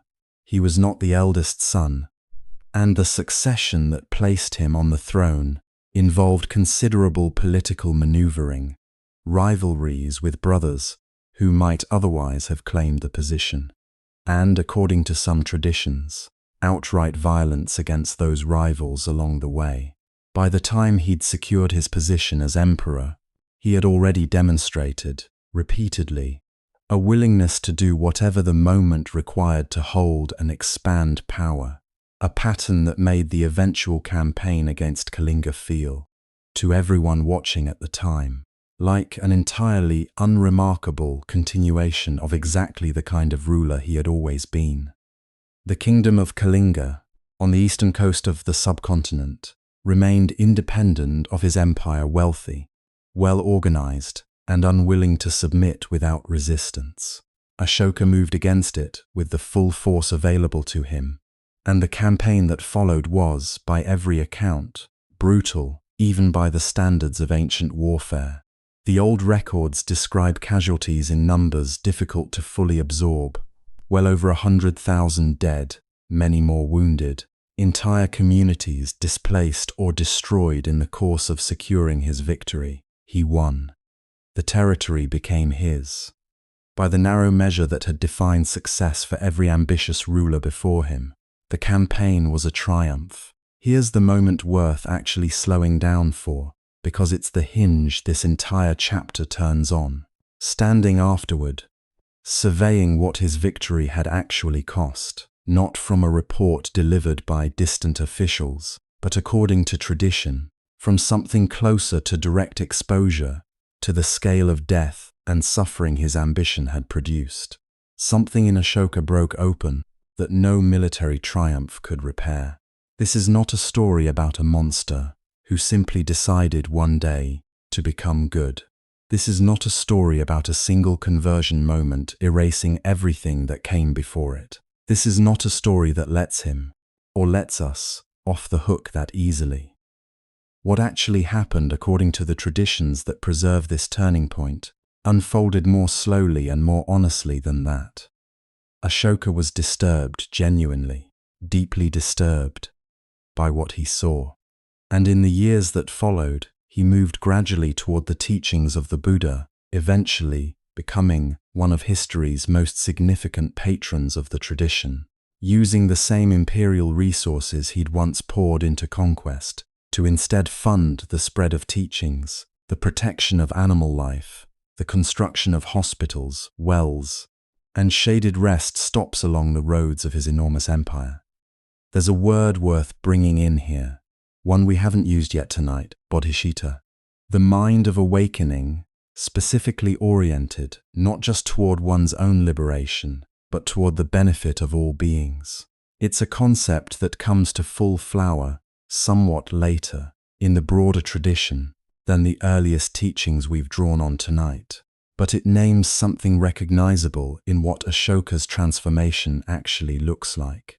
Not simply personal guilt resolved through private practice, but guilt redirected outward into a sustained, decades-long commitment to reducing suffering on the largest scale available to him, and alongside it, samsara, the wandering on, the wheel of rebirth that karma, across countless lifetimes, keeps turning. Ashoka's edicts, remarkably, speak directly to this larger frame, expressing hope not just for the well-being of people currently living under his rule, but for beings across the vast, largely invisible scope the old cosmology describes, extending his intended benefit as widely as his understanding could stretch. What makes Ashoka's story different from a simple change of heart is what he actually did with it afterward, permanently, in stone. He had his remorse and his new commitments carved into rock and pillar edicts, distributed across enormous distances throughout his empire, public, durable, impossible to quietly walk back or revise once circumstances became inconvenient. One of these, now known as the 13th Major Rock Edict, describes the Kalinga War directly, in his own words, acknowledging the death and suffering it caused and declaring that true conquest, from that point forward, would mean something entirely different for his reign. Conquest through righteousness rather than through force. Some of these edicts still stand today, weathered by more than 2,000 years of exposure, still legible, still testifying to a moment when a ruler, with essentially unlimited power to simply move forward and forget what he'd done, chose, instead, to make his own transformation permanent, public, and impossible to hide from. There's something worth pausing on here about why Ashoka chose stone specifically, rather than simply reforming his policies quietly and letting his actions speak for themselves over time. Stone doesn't get revised. It doesn't quietly soften with each retelling the way a private resolution might, easing under pressure the next time conquest starts to look tempting again. By carving his remorse and his new commitments into something that would outlast his own reign by millennia, Ashoka was doing something more demanding than simply feeling sorry. He was binding his future self and every ruler who might succeed him and read those same edicts to a standard that could never be quietly walked back once circumstances became inconvenient. That's worth sitting with, because it points towards something true about transformation generally, well beyond any single emperor's particular story. Private resolve, however sincere in the moment it's made, is remarkably easy to erode gradually, one small compromise at a time, especially once the original moment of clarity has faded into memory. Ashoka seems to have understood this about himself and built something external and permanent, specifically to hold himself accountable to a version of himself he worried he might otherwise drift away from. There's real wisdom in that instinct, recognizing that intention alone, however genuine, sometimes needs a scaffold sturdier than memory to keep it standing. There's a briefer thread worth including here too, from a different branch of the tradition entirely, because it shows this same pattern, reaching an even more extreme starting point. In the Tibetan tradition, centuries later, a man named Milarepa is remembered as having committed genuinely severe harm early in his life, using sorcery in the account preserved by his tradition to kill members of a family who had wronged his own. The guilt that followed drove him to seek out a teacher, Marpa, who put him through years of extraordinarily difficult trials before finally accepting him as a student. Milarepa went on to become one of Tibetan Buddhism's most revered figures. His songs and teachings, still studied and treasured centuries after his death. The distance he traveled, from committing deliberate killing to becoming a figure remembered primarily for spiritual accomplishment, is, if anything, even more extreme than Ashoka's. And it points toward the same underlying principle this entire chapter has been building toward. There is no harm so severe that it permanently forecloses the possibility of a different direction. Though the traditions are equally clear that this doesn't erase consequence, doesn't make the harm itself acceptable, and doesn't happen quickly or easily. Both Ashoka and Milarepa spent the remainder of long lives doing the slow, demanding work that transformation of that scale actually requires. There's something worth bringing in now that has nothing to do with ancient emperors or Tibetan yogis at all. Something closer to home, closer to now, closer to whatever room you're actually lying in as you listen to this. A hospice nurse, somewhere in the world, sits with dying patients on a regular basis, a job that puts her, more consistently than almost any other profession, in the room during a person's final hours, present for whatever it is, people actually reach for once every other consideration has fallen away. She's described, in interviews given over years of this work, a pattern she's noticed that holds remarkably consistent across an enormous range of different people, different backgrounds, different lives. Nobody, in that final stretch, asks about their bank balance. Nobody, in her experience, spends their last lucid hours replaying old professional victories, old status symbols, old grudges successfully won. What people actually reach for, consistently, overwhelmingly, are the people they love, the amends they wish they'd made sooner, the small kindnesses they remember receiving and giving decades earlier, sometimes from people whose names they can no longer even recall. Old resentments, so consuming during the years they were actively held, tend to simply dissolve by that point, replaced by something closer to plain, unguarded gratitude for whatever tenderness actually made it into a long life, however imperfect that life otherwise was. That's the harvest, arriving at the very end, of every kind of seed we've spent this entire night examining. Not wealth, not status, not victories secured through force. The quiet, easily overlooked moments of care, extended or received, turn out to be exactly what remains once everything else has fallen away.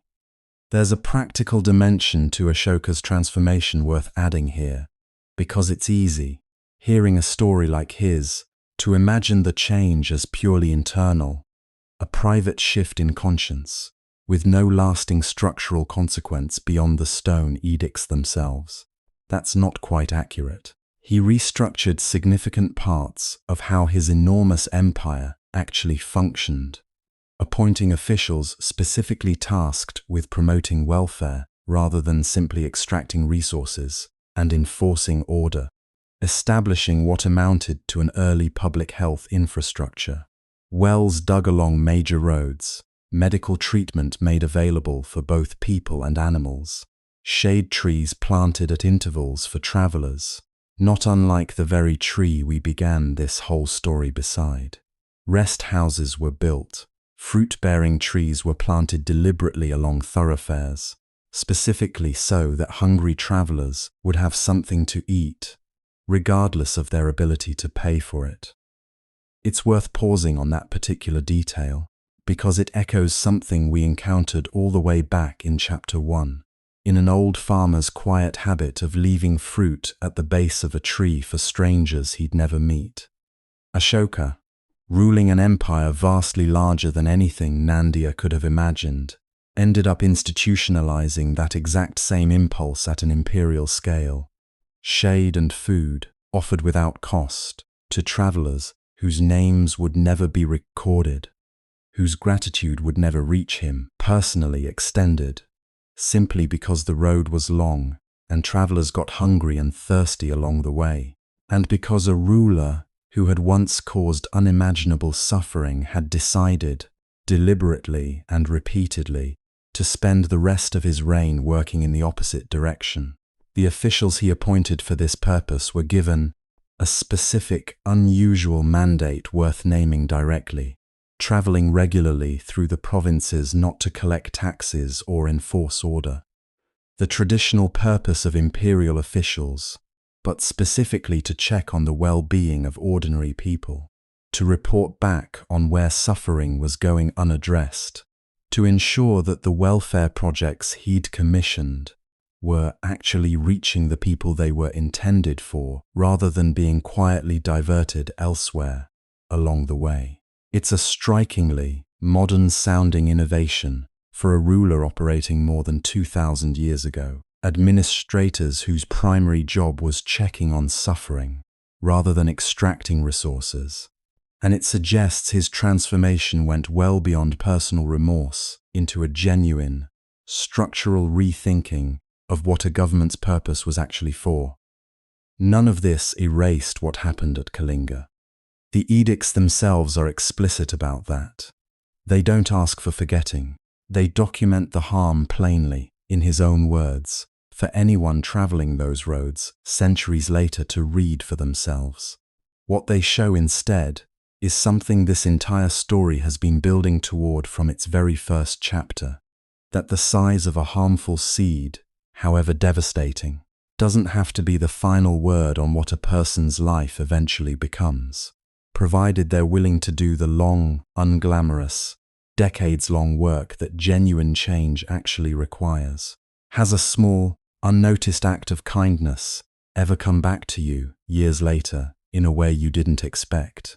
Or has an old grudge, held longer than it deserved, finally loosened its grip in a way that surprised you? If you're still awake enough to type, I'd genuinely love to hear that story down in the comments whenever you're ready to share it. There's one more thread left to gather before this night is finished. A road outside Savathi, an unmarked tree, and an old farmer whose name we haven't heard since the very first chapter of this story. Chapter 12. Back to that road now, one final time. The one outside Savathi, the bend where an old unmarked tree spreads its shade over travelers who rarely stop to wonder why it's there. You'll remember Nandiya, the old farmer who watered its roots every morning without ever eating its fruit, who told the rare traveler willing to sit and ask that someone had once done the same for him, long ago when he had nothing, and that this was simply his way of repaying a debt he'd never had the chance to repay directly. Here's what the earliest version of this road story never quite tells you, because Nandiya himself never spoke about it in detail, even when asked. Decades before that tree existed at all, before it was even a sapling, before anyone thought to plant anything at that particular bend in the road. Nandiya had been a young man traveling through unfamiliar territory during a period of real hardship in his own life, caught in a storm not unlike the one that drove a soaked, urgent stranger to a ferryman's riverbank one evening long ago. He'd needed to cross a river that night, in weather that made the crossing genuinely dangerous, and an old ferryman, working the boat alone against a current made rougher by the coming rain, had carried him across and refused every coin he tried to offer in payment. That ferryman's name was Kasaka. There's a detail worth pausing on here, something about how completely Nandiya kept this particular thread to himself across an entire lifetime. He never publicly told the story of the ferryman who once refused his payment. He never sought Kasaka out afterward to properly thank him, or to let him know what his small act of generosity had eventually grown into. As far as any record shows, the two men never crossed paths again after that single stormy crossing. Nandiya simply carried the debt privately, for years, until he had the means and the settled circumstances to repay it, in the only way he'd found meaningful. Not to Kasaka directly, since that direct repayment was no longer available to him, but forward to travelers he'd never met, on a road he'd chosen specifically because it reminded him, he never fully explained even to himself, of a river crossing on a stormy night decades earlier. There it is, the seed we watched planted back in chapter 8, finally showing us the full shape of what it grew into. Nandiya was the soaked stranger on that riverbank. Kasaka's refusal of payment, offered to someone he expected never to see again. planted something in a struggling young traveler that neither of them could have predicted, a debt Nandiya carried for the rest of his life, unable to repay it directly to the man who'd given it. And so he found another way, years later, once he'd settled and built a modest life of his own, an unmarked tree, planted at a bend in a well-traveled road, tended every morning, its fruit left for strangers he would never know the names of, exactly the way Kasaka's kindness had once come to him from a man whose name he hadn't even asked until the crossing was already finished.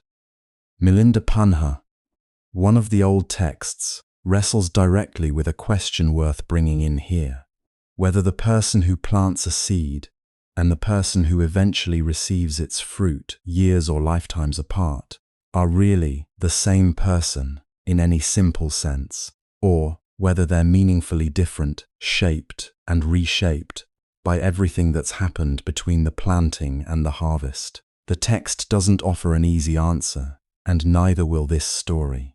But it offers something useful, regardless. Neither strict sameness nor strict separation quite captures it. There's continuity, the same underlying stream of intention and consequence, unbroken, carrying forward. And there's also real change. Nandiya at the end of his life was not simply Nandiya as a struggling young traveler, any more than the tree at that bend in the road was ever, at any single moment, simply a seed. There's one more thread to gather before this night closes completely. The tree still stands today, generations after Nandiya's own death, tended now by a quiet nun, known simply as Sister Kamma, a woman with no direct blood connection to Nandiya himself, who took over its care almost by accident, years ago, after noticing it during a period of wandering practice and feeling drawn, for reasons she couldn't fully articulate even to herself, to keep it alive rather than let it fall into neglect the way so many unmarked trees eventually do. Here's the detail worth sitting with as this story closes. Sister Kamma, it turns out, is Ferryman Kasaka's own granddaughter, a fact she didn't know herself until an elderly villager, recognizing a resemblance to a grandfather long since passed, mentioned it to her almost in passing one afternoon, while she was clearing fallen branches from the base of that same trunk. She had no idea, tending that tree all those years, that she was caring for something her own grandfather's single act of quiet generosity, offered to a soaked stranger on a stormy riverbank decades before her own birth, had eventually made possible. She simply felt drawn to it, the way a person is sometimes drawn to care for something without being able to fully explain why, and it turned out all along to be carrying her own family's thread forward, unbroken, without either of them ever consciously arranging it that way. There's something worth adding about how Sister Kamma actually arrived at that particular life, since her path there wasn't especially direct either.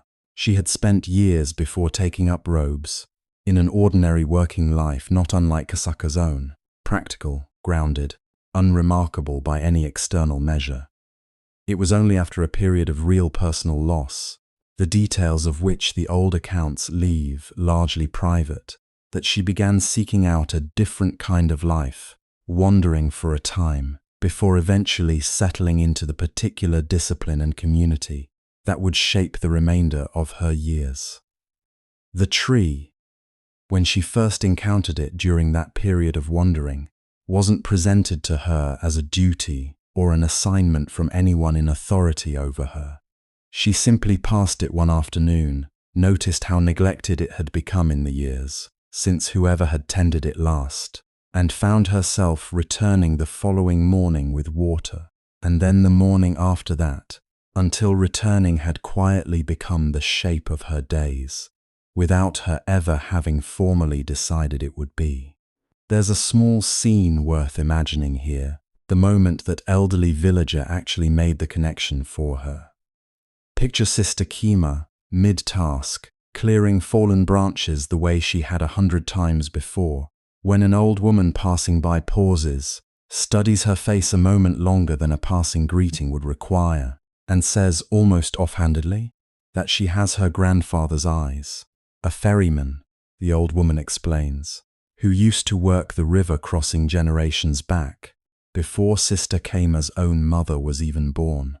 Sister Kamma, by every account of that afternoon, didn't fully grasp the significance in that moment. It was simply an interesting piece of family history, offered casually by a stranger, the kind of comment easily forgotten within the week. It was only later, mentioning it to an elder within her own community, that the fuller shape of the connection began to emerge. That the tree she'd been tending for years, drawn to it for reasons she'd never quite been able to articulate, had been planted by a man her own grandfather once helped, in a single unremarkable act of kindness on a single stormy night, decades before any of the people now standing at that riverbank had been born. There's a word worth closing this chapter with: Vipaka, discernment, the particular clarity that comes from stepping back far enough to actually see a pattern that was invisible up close. Up close. At any single moment along this entire road, Kasaka refusing a coin on a stormy night, Nandiya planting a young tree at the edge of a path decades later, Sister Kamma clearing fallen branches from a trunk she felt inexplicably drawn to. None of it looks connected. Each moment looks exactly like what it is on its own, small, ordinary, easy to walk past without a second glance. It's only from enough distance, enough time, enough willingness to actually trace the thread all the way through, that the full shape becomes visible at all. That's true of nearly everything this whole night has traced.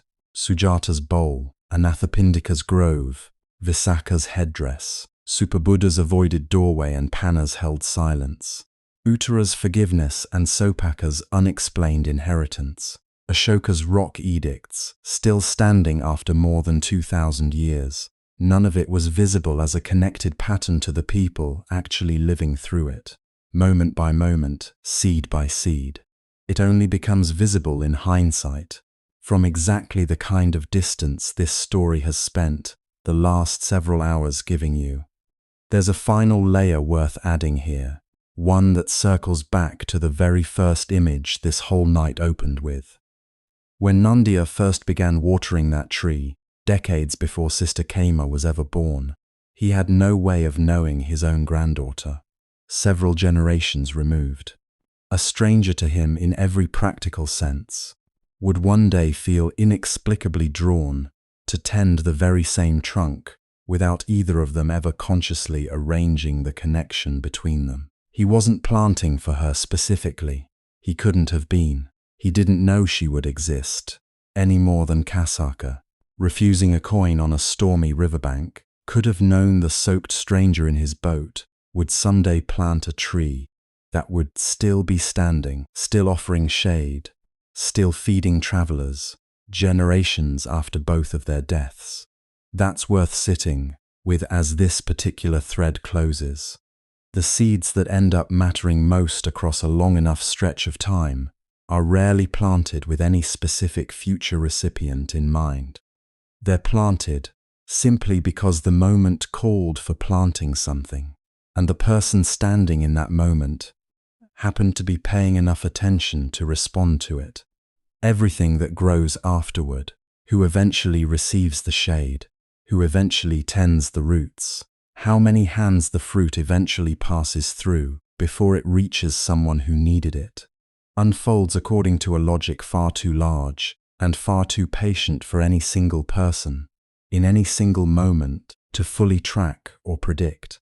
Somewhere, right now, you are standing exactly as close to your own seeds as Kasaka once stood to that soaked stranger on the riverbank, with no way of seeing, from where you're standing, what any of them will eventually become. That's all right. You were never required to see the whole shape of it.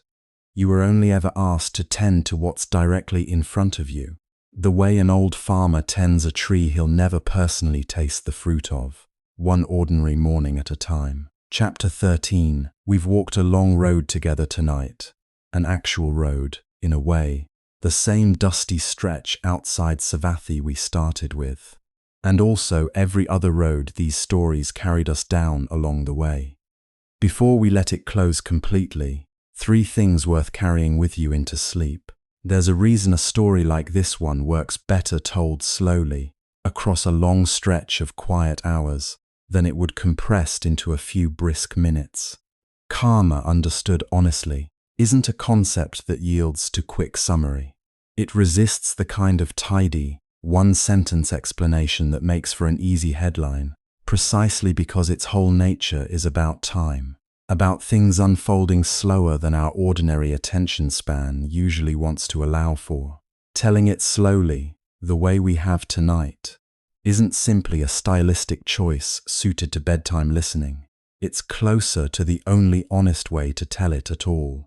The first is simple, and it's worth stating plainly after everything we've traced tonight. Karma was never a system of punishment and reward administered by some distant judge, keeping score, deciding who has earned ease and who has earned suffering. It's closer to what a farmer understands about soil, intention, Cetana, planted through action, ripening over time into Vipaka fruit, sometimes visible within a season, sometimes taking so long to ripen that the person who planted it the harvest at all. Not fate, not luck. A natural law applying evenly to farmers and ferrymen, kings and cursed children, merchants and monks, without exception and without favoritism. The second follows naturally from the first, and it's the part worth actually carrying into how you live, starting tomorrow morning. You don't need to see the fruit of a seed to know whether it's worth planting. Nandiya never once tasted the fruit of his own tree. Kasaka never learned what became of the soaked stranger he once refused a coin from. Sujata may never have known for certain what her single bowl of rice milk eventually helped set into motion. None of that uncertainty made their choices any less worth making. The uncertainty was never actually the point, the planting was. The third is the part that carries the most weight, so let it settle slowly. The way everything in tonight's story has settled slowly, one quiet chapter at a time. Someone, somewhere right now, may be resting in shade they didn't plant themselves. Shade some stranger, long gone, once left behind without any expectation of thanks. And someone else, someday, may rest in shade you plant today, in some ordinary, unremarkable moment you won't even remember clearly by the time its fruit finally ripens. You may never know their name, they may never know yours. That was never actually required for the seed to grow. Think back for a moment over everyone we've walked alongside tonight. An old farmer tending roots he'd never taste. A starving stranger fed by someone who couldn't afford to feed him. A merchant covering a grove in gold. A noblewoman letting go of a wedding gift. A prince destroyed by patient, trusted influence. A nobleman narrowing his own life around an unaddressed wound. A queen choosing honest questions over anger. A ferryman refusing a coin in the rain. A weaver holding her tongue under public cruelty. A widow giving instead of punishing. A boy nobody expected anything from, becoming the physician. A guilt-ravaged king needed most. An emperor turning an empire's resources toward healing instead of conquest. A nun discovering, almost by accident, that she'd been tending her own grandfather's unspoken gratitude the entire time. None of them set out to become part of a story someone would still be telling this many centuries later. They were simply, each of them in their own ordinary moment, choosing what to plant. That's all any of us are ever actually doing. Most days, whether or not we notice it happening. The tea grows cold. The evening gets late. The choice, small as it usually looks, gets made anyway. There's one final image worth leaving you with, before we close completely. Something to carry into sleep rather than something to actively think through. Picture, if you can, every single seed this story has traced tonight, laid out across a single field, the way they would have looked if you could somehow see the whole shape of them at once, from far enough above to take in the entire pattern in a single glance. Nandiya's tree at the center, its roots reaching backward through Kasaka's kindness and forward through Sister Kima's quiet devotion. Sujata's bowl, repurposed and repurposed again, threading through Vipaka's household. Anathapindika's grove, still sheltering people who never knew his name. Ajatasattu's guilt, transformed slowly through Jivaka's patience into something like peace. Ashoka's rock edicts, still standing, still legible, still testifying 2,000 years later. None of these threads were visible to the people planting them, in the moment they were planting them. They're only visible now, gathered together, told slowly across a single long night. The way the full shape of anyone's life only really becomes visible from a distance, neither the person living it, nor the people standing closest to them, can usually access while it's actually happening. You don't need to see the whole field tonight either. You only need to notice what's in your hands right now, in this exact moment, drifting towards sleep. That's always been enough. It was enough for an old farmer with 2 jars of water. It will be enough for you too. If you've made it this far, you've spent a long, quiet stretch of time with people who lived thousands of years ago, and yet somehow, across all that distance, their ordinary choices still manage to say something true about the ordinary choices sitting in front of you tonight. That's worth marveling at for just a moment before we close completely. How little the actual substance of any of this has changed. People still nurse grudges that quietly narrow their lives. People still forgive when forgiveness is hard, and find that release changes something in them, regardless of what it changes in anyone else. People still show up, day after day, for tasks nobody is watching them perform, simply because showing up has become who they are. The setting changes, the names change. The particular shape of the seed being planted changes from a bowl of rice milk to whatever ordinary kindness sits in front of you tomorrow morning.